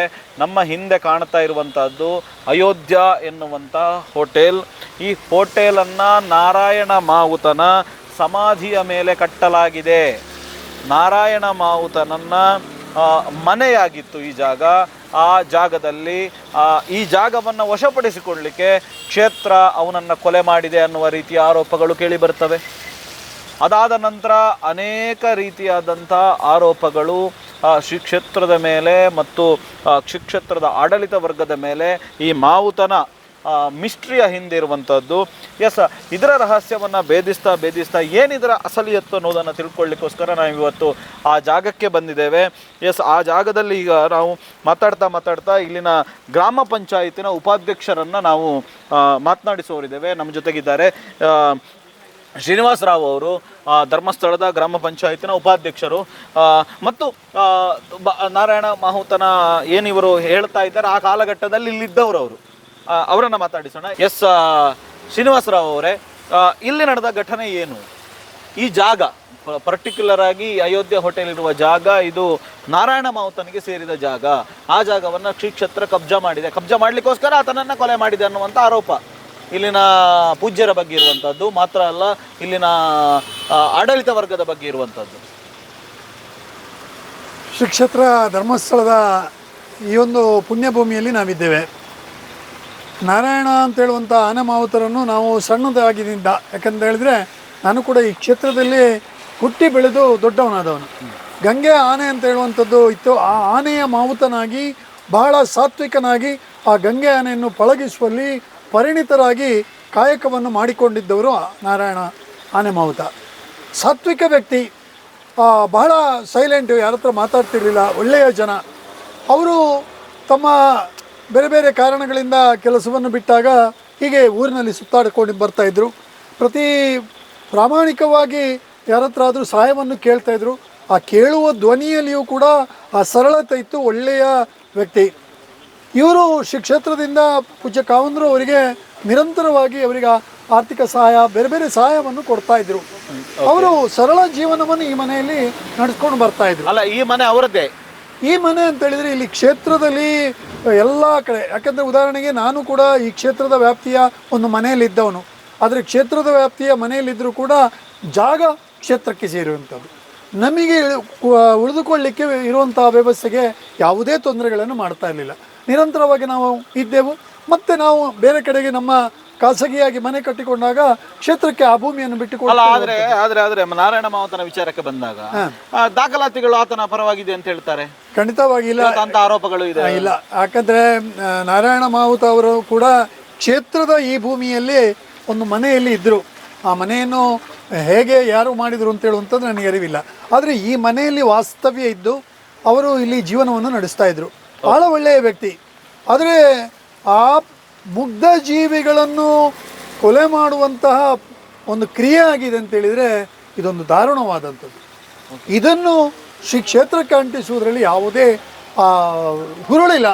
ಯಾಕೆ ಇಲ್ಲ ಅಂತ ಹೇಳಿದ್ರೆ ಕ್ಷೇತ್ರ ಅದರದ್ದೇ ಆದಂಥ ಪಾರಂಪರ್ಯವನ್ನು ಹೊಂದಿದೆ, ಸರಳ ಸಜ್ಜನಿಕೆಯನ್ನು ಹೊಂದಿದೆ, ಪಾಪ ದೀನ ದಲಿತರಿಗೆ ಬಾಂಧವರಿಗೆ ಸಹಾಯ ಹಸ್ತವನ್ನು ನೀಡುವುದರಲ್ಲಿ ಕ್ಷೇತ್ರ ಇದೆ. ಆ ದಿವಸ ತಾವಿದ್ರ, ಆ ಘಟನೆ ನಡೆದ ದಿವಸ ತಾವಿದ್ರ ಇಲ್ಲ? ಆ ದಿವಸ ನಾನು ಈ ಸ್ಥಳದಲ್ಲಿ ಇರಲಿಲ್ಲ, ಬಟ್ ನಾನು ಸ್ವಲ್ಪ ಊರಿನ ಹೊರಗಿದ್ದ ಕಾರಣ ಆದರೆ ನನಗೆ ಈ ವಿಷಯ ತಿಳಿದಾಗ ಬಹಳ ಬೇಸರ ಆಯಿತು. ಯಾಕೆಂತೇಳಿದರೆ ಮುಗ್ಧ ಜೀವಿಯ ಒಂದು ಸಾವಾಗಿದೆ. ಅದರ ಪೊಲೀಸ್ ತನಿಖೆಯು ಕೂಡ ಬೇರೆ ಬೇರೆ ರೀತಿಯಲ್ಲಿ ಆಗಿದೆ. ಹಾಗಾಗಿ ಕ್ಷೇತ್ರ ಖಂಡಿತವಾಗಿ ಈ ಒಂದು ವ್ಯವಸ್ಥೆಯನ್ನು ಅಥವಾ ಈ ರೀತಿಯ ದಾರುಣವನ್ನು ಮಾಡಲಿಲ್ಲ ಅಂತ ಹೇಳುವಂಥದ್ರಲ್ಲಿ ನಾನು ಬಹಳ ದೃಢವಾಗಿ ಹೇಳ್ತೇನೆ. ಮತ್ತೆ ಇಲ್ಲಿ ಈಗ ಹೋಟೆಲ್ ಎತ್ತಿದೆ, ಇದರ ಹಿನ್ನೆಲೆ ಏನು? ಅದು ಆದ ಮೇಲೆ ಕ್ಷೇತ್ರದ ಬೆಳವಣಿಗೆಗಳು, ಕ್ಷೇತ್ರ ವಿಸ್ತಾರವಾಗುವಾಗ ಕ್ಷೇತ್ರದ ಮಹಾದ್ವಾರದಿಂದ ಹೊರಗಡೆ ಬಂದಾಗ 2 ವಸತಿ ಛತ್ರಗಳನ್ನು ಮಾಡಿದರು. ಅದೇ ಸಂದರ್ಭದಲ್ಲಿ ಇಲ್ಲಿಯ ವಸತಿ ಛತ್ರದಲ್ಲಿ ಇರುವಂತಹ ಯಾತ್ರಿಕರಿಗೆ ಒಂದು ಫಲಾರದ ತಿಂಡಿ ತಿನಿಸುಗಳ ವ್ಯವಸ್ಥೆಗೋಸ್ಕರ ಈ ಸ್ಥಳದಲ್ಲಿ ಹೋಟೆಲನ್ನು ಮಾಡಿದರು. ಹೋಟೆಲನ್ನು ಮಾಡಿದ್ದು ಕೂಡ ಒಬ್ಬ ಇನ್ವೆಸ್ಟ್ ಮಾಡ್ತಾನೆ ಅಂತ ಹೇಳುವಂಥದ್ದು ಅವನ ಜಾಗಕ್ಕೆ ಮಾತ್ರ ಇನ್ವೆಸ್ಟ್ ಮಾಡ್ತಾನೆ, ಯಾರದೋ ಜಾಗಕ್ಕೆ ಇನ್ವೆಸ್ಟ್ಮೆಂಟ್ ಯಾರೂ ಕೂಡ ಮಾಡೋದಿಲ್ಲ. ಕ್ಷೇತ್ರ ಇದನ್ನು ಮಾಡಿದೆ ಅಂತ ಹೇಳಿದರೆ ಕ್ಷೇತ್ರದ ಜಾಗವೇ ಆದ ಕಾರಣ ಕ್ಷೇತ್ರ ಇದಕ್ಕೆ ಇನ್ವೆಸ್ಟ್ ಮಾಡಿರುವಂಥದ್ದು ಮತ್ತು ಅದನ್ನು ಒಂದು ಯಾತ್ರಿಕರ ವ್ಯವಸ್ಥೆಗಾಗಿ ಮಾಡಿರುವಂಥದ್ದು. ಇದರಲ್ಲಿ 100ಕ್ಕೆ 100% ಇದು ಕ್ಷೇತ್ರದ ಜಾಗವೇ ಅಂತ ಹೇಳುವಂಥದ್ದು. ಮತ್ತೆ ದಾಖಲಾತಿಗಳನ್ನು ಪರಿಶೀಲಿಸಿದಾಗ ಅದರ ಮಾಹಿತಿಗಳು ಸಿಗ್ತದೆ. ಹಾಗಾಗಿ ತಾವೀಗ ಪಂಚಾಯತ್ನಲ್ಲಿ ಕೆಲಸ ಮಾಡ್ತಾ ಇದ್ದ ಸಂದರ್ಭದಲ್ಲಿ ಇದರ ಬಗ್ಗೆ ಉಲ್ಲೇಖಗಳೇನಾದರೂ ಪಂಚಾಯತ್ನಲ್ಲಿ ಏನಾದರೂ ಇದೆಯಾ ಅಥವಾ ಆ ಥರದಲ್ಲಿ ಏನಾದರೂ ಇದರ ಬಗ್ಗೆ ಅನುಮತಿಗೆ ಆ ಸಂದರ್ಭದಲ್ಲಿ ತಾವು ಗಮನಿಸಿದ್ದೀರಾ? ಆ ಸಂದರ್ಭದಲ್ಲಿ ಆರ್ ಟಿ ಸಿ ಕೊಟ್ಟಿರುವಾಗ ಶ್ರೀ ಕ್ಷೇತ್ರ ಧರ್ಮಸ್ಥಳದ ಇದರಲ್ಲೇ ಇರುವಂಥದ್ದು ಮಂಜೆ ಹೆಗ್ಗಡೆಯವರಿಂದ ಬಂದಂತಹ ದಾಖಲೆಗಳು ಮತ್ತೆ ಅದಾದ ನಂತರ ವೀರೇಂದ್ರ ಹೆಗ್ಗಡೆಯವರಿಗೆ ಆದಂತಹ ದಾಖಲೆಗಳ ಆರ್ ಟಿ ಸಿಯನ್ನೇ ಕೊಟ್ಟಿದ್ದಾರೆ. ನಾವು ಅದರಲ್ಲೆಲ್ಲೂ ಕೂಡ ನಾರಾಯಣನ್ ಅಂತ ಹೇಳುವಂಥ ಹೆಸರು ಅದರಲ್ಲಿ ಆರ್ ಟಿ ಸಿಗಳಲ್ಲಿ ಅಥವಾ ಅದರಲ್ಲಿ ಯಾವುದಿಲ್ಲ. ದಾಖಲಾತಿಯಲ್ಲಿ ಶ್ರೀ ಕ್ಷೇತ್ರ ಅಂತ ಇದೆ, ಅದರಿಂದ ಶ್ರೀ ಕ್ಷೇತ್ರಕ್ಕೆ ನಾವು ಅನುಮತಿಯನ್ನು ಕೊಟ್ಟಿದ್ದೇವೆ, ಅಲ್ಲಿ ಕನ್ಸ್ಟ್ರಕ್ಟ್ ಆಗಿದೆ. ನಾರಾಯಣ ಅನ್ನುವಂಥ ಮಾವುತನ ಕೊಲೆಯಾದಂತಹದ್ದು ದಾರುಣವೇ, ಅದರಲ್ಲಿ 2 ಮಾತಿಲ್ಲ. ಆದರೆ ಇವತ್ತೀಗ ಆತನ ಕುಟುಂಬದವರೇ ಬಂದು ಆರೋಪವನ್ನು ಮಾಡ್ತಾ ಇರುವಂಥದ್ದು ಅಥವಾ ಆತನ ಕುಟುಂಬದವರೇ ಬಂದು ಇವತ್ತು ಏನು ಕ್ಷೇತ್ರದ ಮೇಲೆ ಬೆಟ್ಟು ಮಾಡ್ತಾ ಇರುವಂಥದ್ದು ಯಾಕೆ ಅಂತ ನಿಮ್ಮ ಪ್ರಕಾರ? ಹಾಗಾದರೆ ಏನೂ ಮಾತ್ರ ಇಲ್ಲದಾಗ ಯಾಕೆ ಮಾಡ್ತಾರೆ ಅಂತ? ನಾರಾಯಣ ಮತ್ತು ಯಮುನವರವರು ಅಣ್ಣ ತಂಗಿ, ಭಾಳ ಮುಗ್ಧ ಜೀವಿಗಳು. ಅವರು ಈ ಮನೆಯಲ್ಲಿ ಅವರಾಗಿ ಮಾತ್ರ ವಾಸವಿದ್ರು ಬಿಟ್ಟರೆ ಅವರ ಸಂಸಾರವನ್ನು ನೋಡಿದ ನೆನಪುಗಳು ಇಲ್ಲ ಅಥವಾ ನಮಗೆ ಪರಿಚಯವೂ ಇಲ್ಲ. ಅವರು ಸತ್ತಾಗ ಅವರ ಕೊಲೆಯಾಗಿ ಅವರ ಅಂತ್ಯಕ್ರಿಯೆಗಾಗುವಾಗಲೂ ಮನೆಯವರು ಬಂದಿರುವಂಥದ್ದು ಇಲ್ಲ. ಇಲ್ಲಿಯ ಸ್ಥಳೀಯ ಅವರ ಸಂಬಂಧಿಕರೇ ನೇರವಾಗಿ ಬಂದು ಅವರ ಎಲ್ಲ ಅಂತ್ಯಕ್ರಿಯೆಯನ್ನು ಮಾಡಿರುವಂಥದ್ದು ನಮಗೆ ಕೇಳಿ ತಿಳಿದದ್ದು. ಹಾಗಾಗಿ ಮನೆಯವರು ಇದು ಯಾವುದೇ ವಿಷಯದಲ್ಲಿ ಇರಲಿಲ್ಲ. ಅದರ ನಂತರದಲ್ಲಿ ಕ್ಷೇತ್ರಕ್ಕೆ ದೇವಸ್ಥಾನಕ್ಕೆ ಬರ್ತಾಯಿದ್ರು, ದೇವರ ಪ್ರಸಾದವನ್ನು ದೇವರ ಆಶೀರ್ವಾದವನ್ನೆಲ್ಲ ತಗೊಳ್ತಾ ಇದ್ರು. ಅದಾದ ನಂತರ ಅವರ ಒಂದು ಈ ವಿಚಾರವನ್ನಿಟ್ಟುಕೊಂಡು ಅವರನ್ನು ಉಪಯೋಗಿಸಿಕೊಂಡು ಅವರ ಮೂಲಕ ಕ್ಷೇತ್ರಕ್ಕೆ ಕಳಂಕ ತರುವಂಥ ಪ್ರಯತ್ನಗಳು ಯಾವ ಹೋರಾಟಗಾರರಿದ್ದಾರೆ ಅವರಿಂದ ಆಗಿರಬಹುದು ಅಂತ ಹೇಳುವಂಥದ್ದು ಬಹಳ ಗಟ್ಟಿಯಾದಂಥ ಒಂದು ಸಂದೇಹ. ಅವರನ್ನು ಇಟ್ಟುಕೊಂಡು ಈಗ ಒಂದು ಆರೋಪವನ್ನ ಮಾಡ್ಲಿಕ್ಕೋಸ್ಕರ ಅವರನ್ನ ಗುರಾಣಿಯಾಗಿ ಅಥವಾ ದಾಳವನ್ನಾಗಿ ಮಾಡ್ತಾ ಇದ್ದಾರೆ. ಹೌದು, ಖಂಡಿತವಾಗಿ ಮಾಡ್ತಾ ಇದ್ದಾರೆ. ಅವ್ರು ಯಾವ ಕಾರಣಕ್ಕಾಗಿ ಮಾಡ್ತಾ ಇರಬಹುದು ಅಂತ ಇದು ಗೊತ್ತಿರುವಂಥ ವಿಚಾರ ಅಂತ ಹೇಳಿದ್ರೆ, ಒಂದು ಕ್ಷೇತ್ರದ ಪವಿತ್ರದ ಬಗ್ಗೆ, ಕ್ಷೇತ್ರದ ವ್ಯವಸ್ಥೆಯ ಬಗ್ಗೆ, ಕ್ಷೇತ್ರದ ಅಭಿವೃದ್ಧಿಯ ಬಗ್ಗೆ, ಸನಾತನ ಧರ್ಮಕ್ಕೆ ಬೇಕಾದಂತಹ ಏನು ಶಕ್ತಿ ಇದೆ, ಶ್ರೀ ಕ್ಷೇತ್ರ ಧರ್ಮಸ್ಥಳ ಸನಾತನ ಧರ್ಮಕ್ಕೆ ಬೇಕಾದಂಥ ಶಕ್ತಿಯನ್ನು ಕೊಡ್ತಾ ಇದೆ, ಅದು ಬೇರೆ ಬೇರೆ ಕಾರ್ಯಕ್ರಮಗಳ ನಿಟ್ಟಿನಲ್ಲಿ. ಹಾಗಾಗಿ ಇದು ಎಡಚಿಂತನೆಯ ಹೋರಾಟದ ಜೊತೆಗೆ ಕ್ಷೇತ್ರಕ್ಕೆ ಮಸಿ ಬಳಿಬೇಕು, ಕ್ಷೇತ್ರದ ಪ್ರಭಾವವನ್ನು ಕಡಿಮೆ ಮಾಡಬೇಕು ಅಂತ ಹೇಳುವಂಥ ಒಂದೇ ಒಂದು ಎಜೆಂಡಾ ಇದರ ಹಿಂದೆ ಕಾಣ್ತಾ ಇದೆ. ಬೇರೆ ಎಲ್ಲ ಕಥೆಗಳನ್ನು ನೋಡಿದಾಗಲೂ ಕೂಡ ಇದು ಇರುವಂಥದ್ದು ಕ್ಷೇತ್ರದ ಪಾವಿತ್ರ್ಯತೆಯ ಬಗ್ಗೆ, ಕ್ಷೇತ್ರದ ಹಿರಿಮೆಯ ಬಗ್ಗೆ, ಕ್ಷೇತ್ರದ ವಿಶೇಷ ಶಕ್ತಿಯ ಬಗ್ಗೆ ಕಳಂಕವನ್ನು ತಂದು ಕೊಟ್ಟರೆ ಒಂದು ಹೊಸ ಯೋಜನೆಗಳನ್ನು ಈ ಮೂಲಕ ಎದುರಾಳಿಗಳು ಮಾಡ್ತಾ ಇದ್ದಾರೆ ಅಂತ ಹೇಳೋದು ನನ್ನ ಅನಿಸಿಕೆ. ಎಸ್ ಶ್ರೀನಿವಾಸ್ ಅವರೇ, ಅನೇಕ ಮಾಹಿತಿಗಳನ್ನು ನಮಗೆ ನೀಡಿದ್ದಕ್ಕಾಗಿ ನಿಮಗೆ ಧನ್ಯವಾದಗಳು. Thank you sir.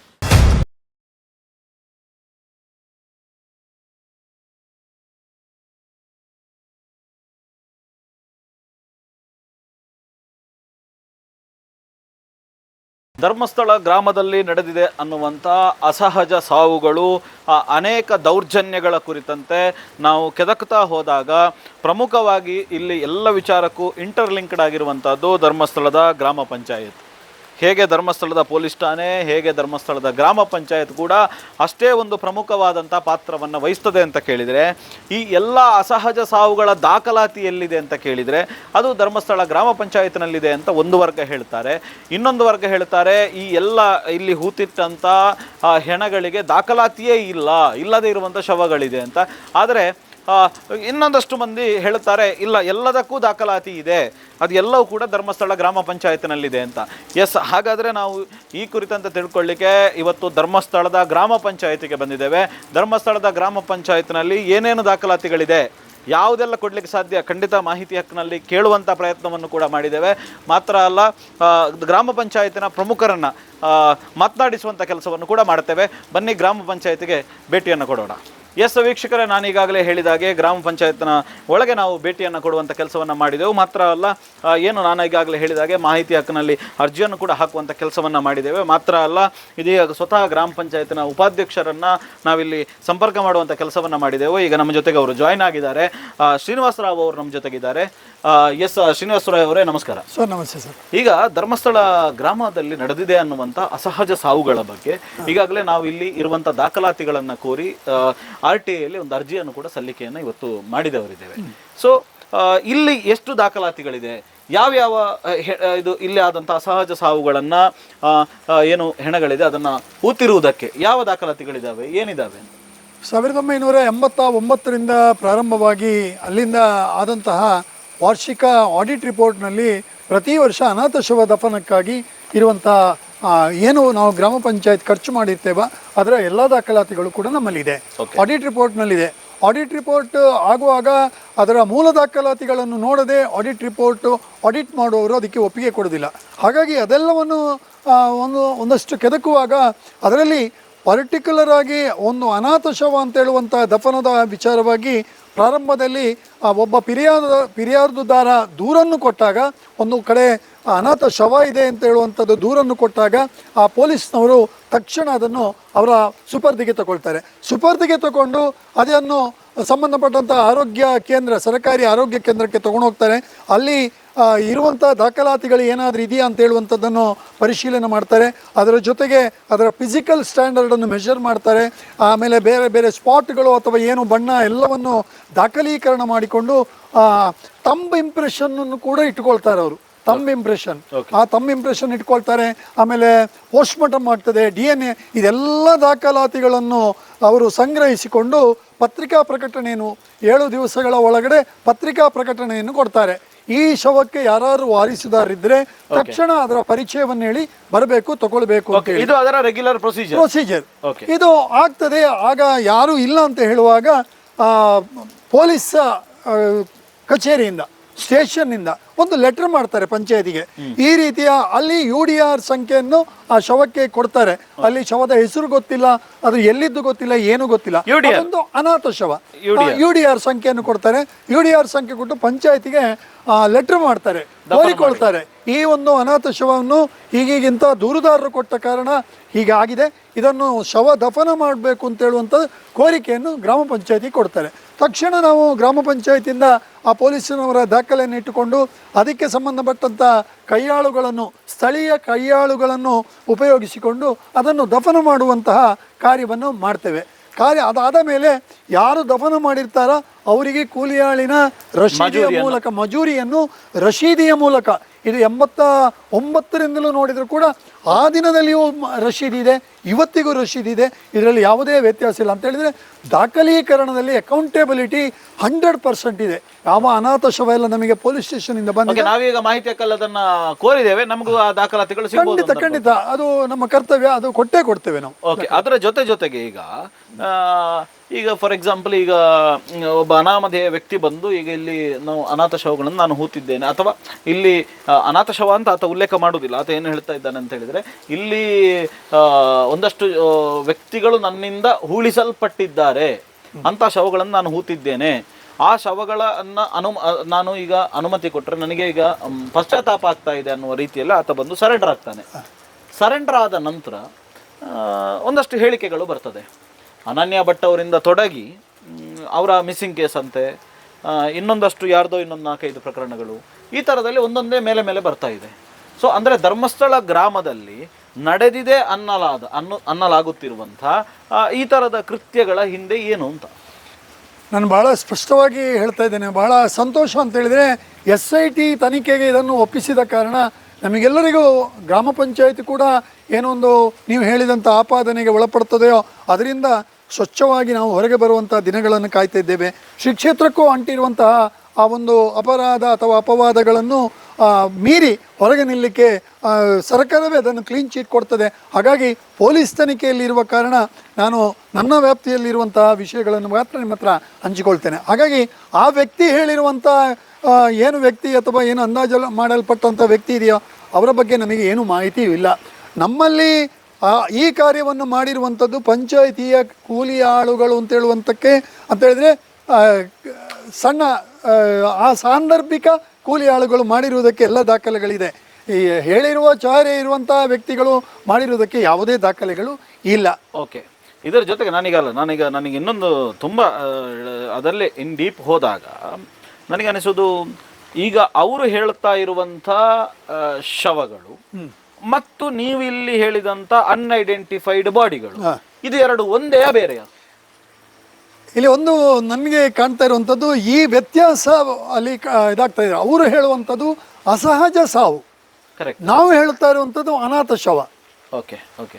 ಅಸಹಜ ಸಾವು ಅಂತ ಹೇಳುವಂಥದ್ದನ್ನು ನೋಡಿದರೆ, ಇವತ್ತು ನಾನು ಸ್ವಲ್ಪ ಗೂಗಲಲ್ಲಿ ಸರ್ಚ್ ಮಾಡಿ ನೋಡಿದರೆ ಅಸಹಜ ಸಾವು ಯಾವುದೆಲ್ಲ ಆಗಿರ್ತದೆ ಅಂತ ಹೇಳಿದ್ರೆ ಪಾಯ್ಸನ್ ತಗೊಂಡದಿರ್ಬೋದು ಅಥವಾ ಸುಸೈಡ್ ಮಾಡ್ಕೊಂಡದಿರ್ಬೋದು, ಏನೋ ಆಗಿರ್ಬೋದು, ನೀರಿನಲ್ಲಿ ನ್ಯಾಚುರಲ್ ಅಸಹಜ ಸಾವು. ಈ ಅಸಹಜ ಸಾವಿನಲ್ಲಿ ಅವರಿಗೆ ಅಡ್ರೆಸ್ ಪ್ರೂಫ್ಗಳು ಸಿಕ್ಕಿದಾಗ ಅದು ಐಡೆಂಟಿಫೈಡ್ ಬಾಡಿ ಆಯ್ತು ಅಂತ ಹೇಳಿದ್ರೆ ಅದಕ್ಕೆ ಸಂಬಂಧ ವಾರಿಸುದಾರರಿದ್ದಾರೆ. ಆ ವಾರಿಸುದಾರರಿಗೆ ಫೋನ್ ಮಾಡ್ತಾರೆ, ಅವರ ಮೂಲಕ ಇಲವೇರಿಯನ್ನು ಮಾಡಿಕೊಳ್ತಾರೆ, ಯಾವುದು ಪೊಲೀಸ್ ಇಲಾಖೆ. ಇದು ಎಲ್ಲವನ್ನು ಮೀರಿ ಯಾವುದೇ ಐಡೆಂಟಿಫಿಕೇಶನ್ಗೆ ಸಿಗದೇ ಇರುವಂಥದ್ದು ಮಾತ್ರ ಅನಾಥ ಶವವಾಗಿ ಪಂಚಾಯತಿಯಲ್ಲಿ ಆಗ್ತದೆ. ಹಾಗಾಗಿ ಈ ಅನಾಥ ಶವಗಳ ದಫನ ಪಂಚಾಯತಿ ಮೂಲಕ ಆಗಿದೆ ಅಂತ ಹೇಳುವಂಥದ್ದು ನಾವು ದಾಖಲೆಗಳ ಮೂಲಕ ಇದನ್ನು ದೃಢೀಕರಿಸ್ತೇವೆ. ಮತ್ತು ಅವರು ಹೇಳುವ ರೀತಿಯಲ್ಲಿ ಅಸಹಜ ಸಾವಿನ ದಫನ ಅದು ಹಾಗೇ ಒಂದು ವೇಳೆ ಅವರು ಹೇಳಿದ್ದೇ ಸರಿ ಅಂತಾದರೆ ಅವರು ಕೂಡ ತಪ್ಪಿತಸ್ಥರಾಗ್ತಾರೆ. ಯಾಕಂತ ಹೇಳಿದರೆ ಕಾನೂನಿನ ವ್ಯವಸ್ಥೆಯಲ್ಲಿ ಯಾರೋ ವೈಯಕ್ತಿಕವಾಗಿ ಅದನ್ನು ದಫನ ಮಾಡುವಂಥದ್ದೆಲ್ಲ ಇಲ್ಲ. ಓಕೆ, ಕಾನೂನಿಗೆ ವಿರುದ್ಧವಾದಂಥ ಚಟುವಟಿಕೆ. ಅಲ್ಲ, ಈಗ ಮೊನ್ನೆ ಅವರೇ ತೆಗೆದಿದ್ದೇನೆ ಅಂತ ಹೇಳುವಂಥ ಒಂದು ಬುರುಡೆಯನ್ನು ತಂದಿದ್ದಾರೆ. ಅದೇ ಅದರ ಬಗ್ಗೆ ಸುಮ್ಮನೆ ಊಹಾಪೋಹಗಳ ಬುರುಡೆ ಕಥೆಗಳು ಬಿಟ್ಟರೆ, ನಾನು ಮೊನ್ನೆ ಯಾವುದೋ ಒಂದು ಮಾಧ್ಯಮದಲ್ಲಿ ನೋಡುವಾಗ ಹೇಳಿದರು, ಪುತ್ತೂರಿನ ಚರ್ಚಿನ ಭಾಗದಲ್ಲಿ ಬುರುಡೆ ಕಳವಾಗಿದೆ ಅಂತ ಹೇಳುವಂಥ ಏನೋ ಒಂದು ಕಂಪ್ಲೇಂಟ್ ಕೊಟ್ಟರಂತೆ ಒಬ್ಬರು.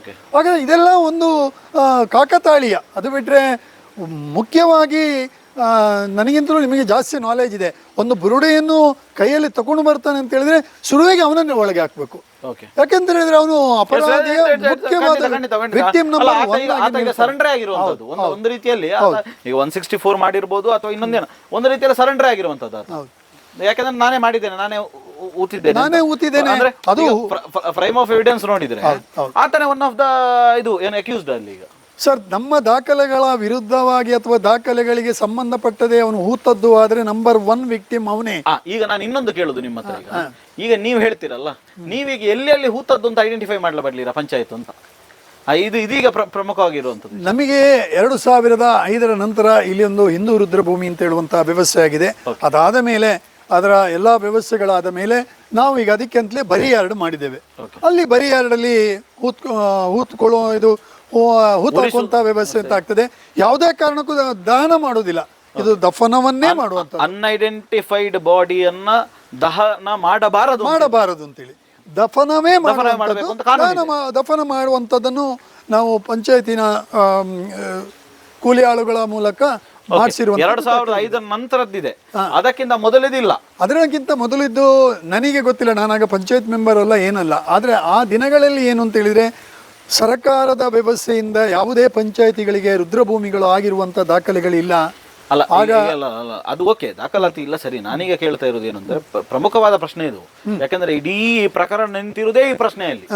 ಏನು ಅಂತ ಕೇಳಿದ್ರೆ, ನೀವು ಪಂಚಾಯತಿನಿಂದ ಅಸಹಜ ಸಾವು ಅಂತ ಐಡೆಂಟಿಫೈ ಆಗಿ ಎಲ್ಲ ಪ್ರೊಸೀಜರ್ ಎಲ್ಲ ಮುಗ್ದ ನಂತರ ನೀವೇನು ಹೂತಿದ್ದಿದ್ದೀರಿ ಆ ಶವಕ್ಕೂ ಈಗ ಹೇಳುವ ಶವಕ್ಕೂ ಸಂಬಂಧ ಇದೆಯಾ ಅಂತ ಹೇಳೋದು ಗೊತ್ತಾಗುದು ಯಾವಾಗ ಅಂತ ಕೇಳಿದ್ರೆ ನೀವು ಎಲ್ಲಿ ಹೂತಿದ್ದೀರಿ ಅನ್ನುವಂತ ದಾಖಲಾತಿ ನಿಮ್ಮಲ್ಲಿದ್ದಾಗ ಅಥವಾ ಪಂಚಾಯತಿನಲ್ಲಿ ಅಂದ್ರೆ ನಿಮ್ಮಲ್ಲಿ ಅಂದ್ರೆ ನೀವು ಈಗ ಅಂದ್ರೆ ನೀವು ಇಟ್ಸ್ ಪಂಚಾಯತಿನಲ್ಲಿ ಅದಕ್ಕೆ ದಾಖಲಾತಿ ಇದ್ದಾಗ ಆ ಸ್ಥಳದವನ್ನೇ ಆತ ತೋರಿಸಿದ್ರೆ ಸರಿ.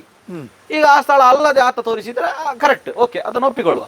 ಈಗ ಆತ ಬಂದು ನೀವು ಹೂತದ್ದನ್ನೇ ತೋರಿಸಿದ್ರೆ ಇದು ನಾವು ಹೂತದ್ದು ಅಂತ ಹೇಳಲಿಕ್ಕೆ ನಿಮ್ಮ ಹತ್ರ ಏನು ಆಧಾರ ಉಂಟು? ನಮಗಿಲ್ಲಿ ಬಹಳ ಸ್ಪಷ್ಟವಾಗಿರುವಂಥದ್ದು ಹೂತು ಏನು ಅದನ್ನು ಬರಿ ಮಾಡುವಂಥ ಜವಾಬ್ದಾರಿ ಮಾತ್ರ ನಮಗಿರುವಂಥದ್ದು. ಆ ಬರಿಯಾದಂಥ ಪ್ರದೇಶದ ದಾಖಲಾತಿಗಳು ಪಾರ್ಟಿಕ್ಯುಲರ್ ಆಗಿ ಇರುವುದಿಲ್ಲ. ಯಾಕಂದರೆ ಬರೀ ಎರಡಲ್ಲಿ ಇರ್ತದೆ.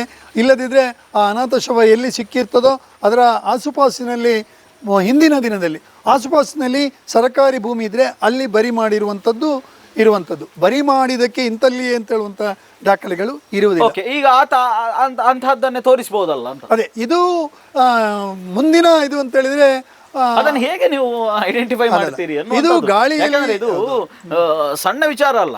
ಈಗ SIT ಬಂದ್ರು ಅಲ್ಲ, ನಾಳೆ CBI ಬಂದ್ರು, ಇದನ್ನು ಹೇಗೆ ಅಂತ ಆಗಬೇಕಲ್ಲ. ಅದೇ ಇದಕ್ಕೆ ದಾಖಲೆಗಳ ಮೂಲಕ ನಮಗೆ ಇಂಥ ಬಾಡಿಗಳು ಬರಿಯಾಗಿದೆ ಅಂತ ಹೇಳುವ ಈಗ ಇಂಥ ವ್ಯಕ್ತಿ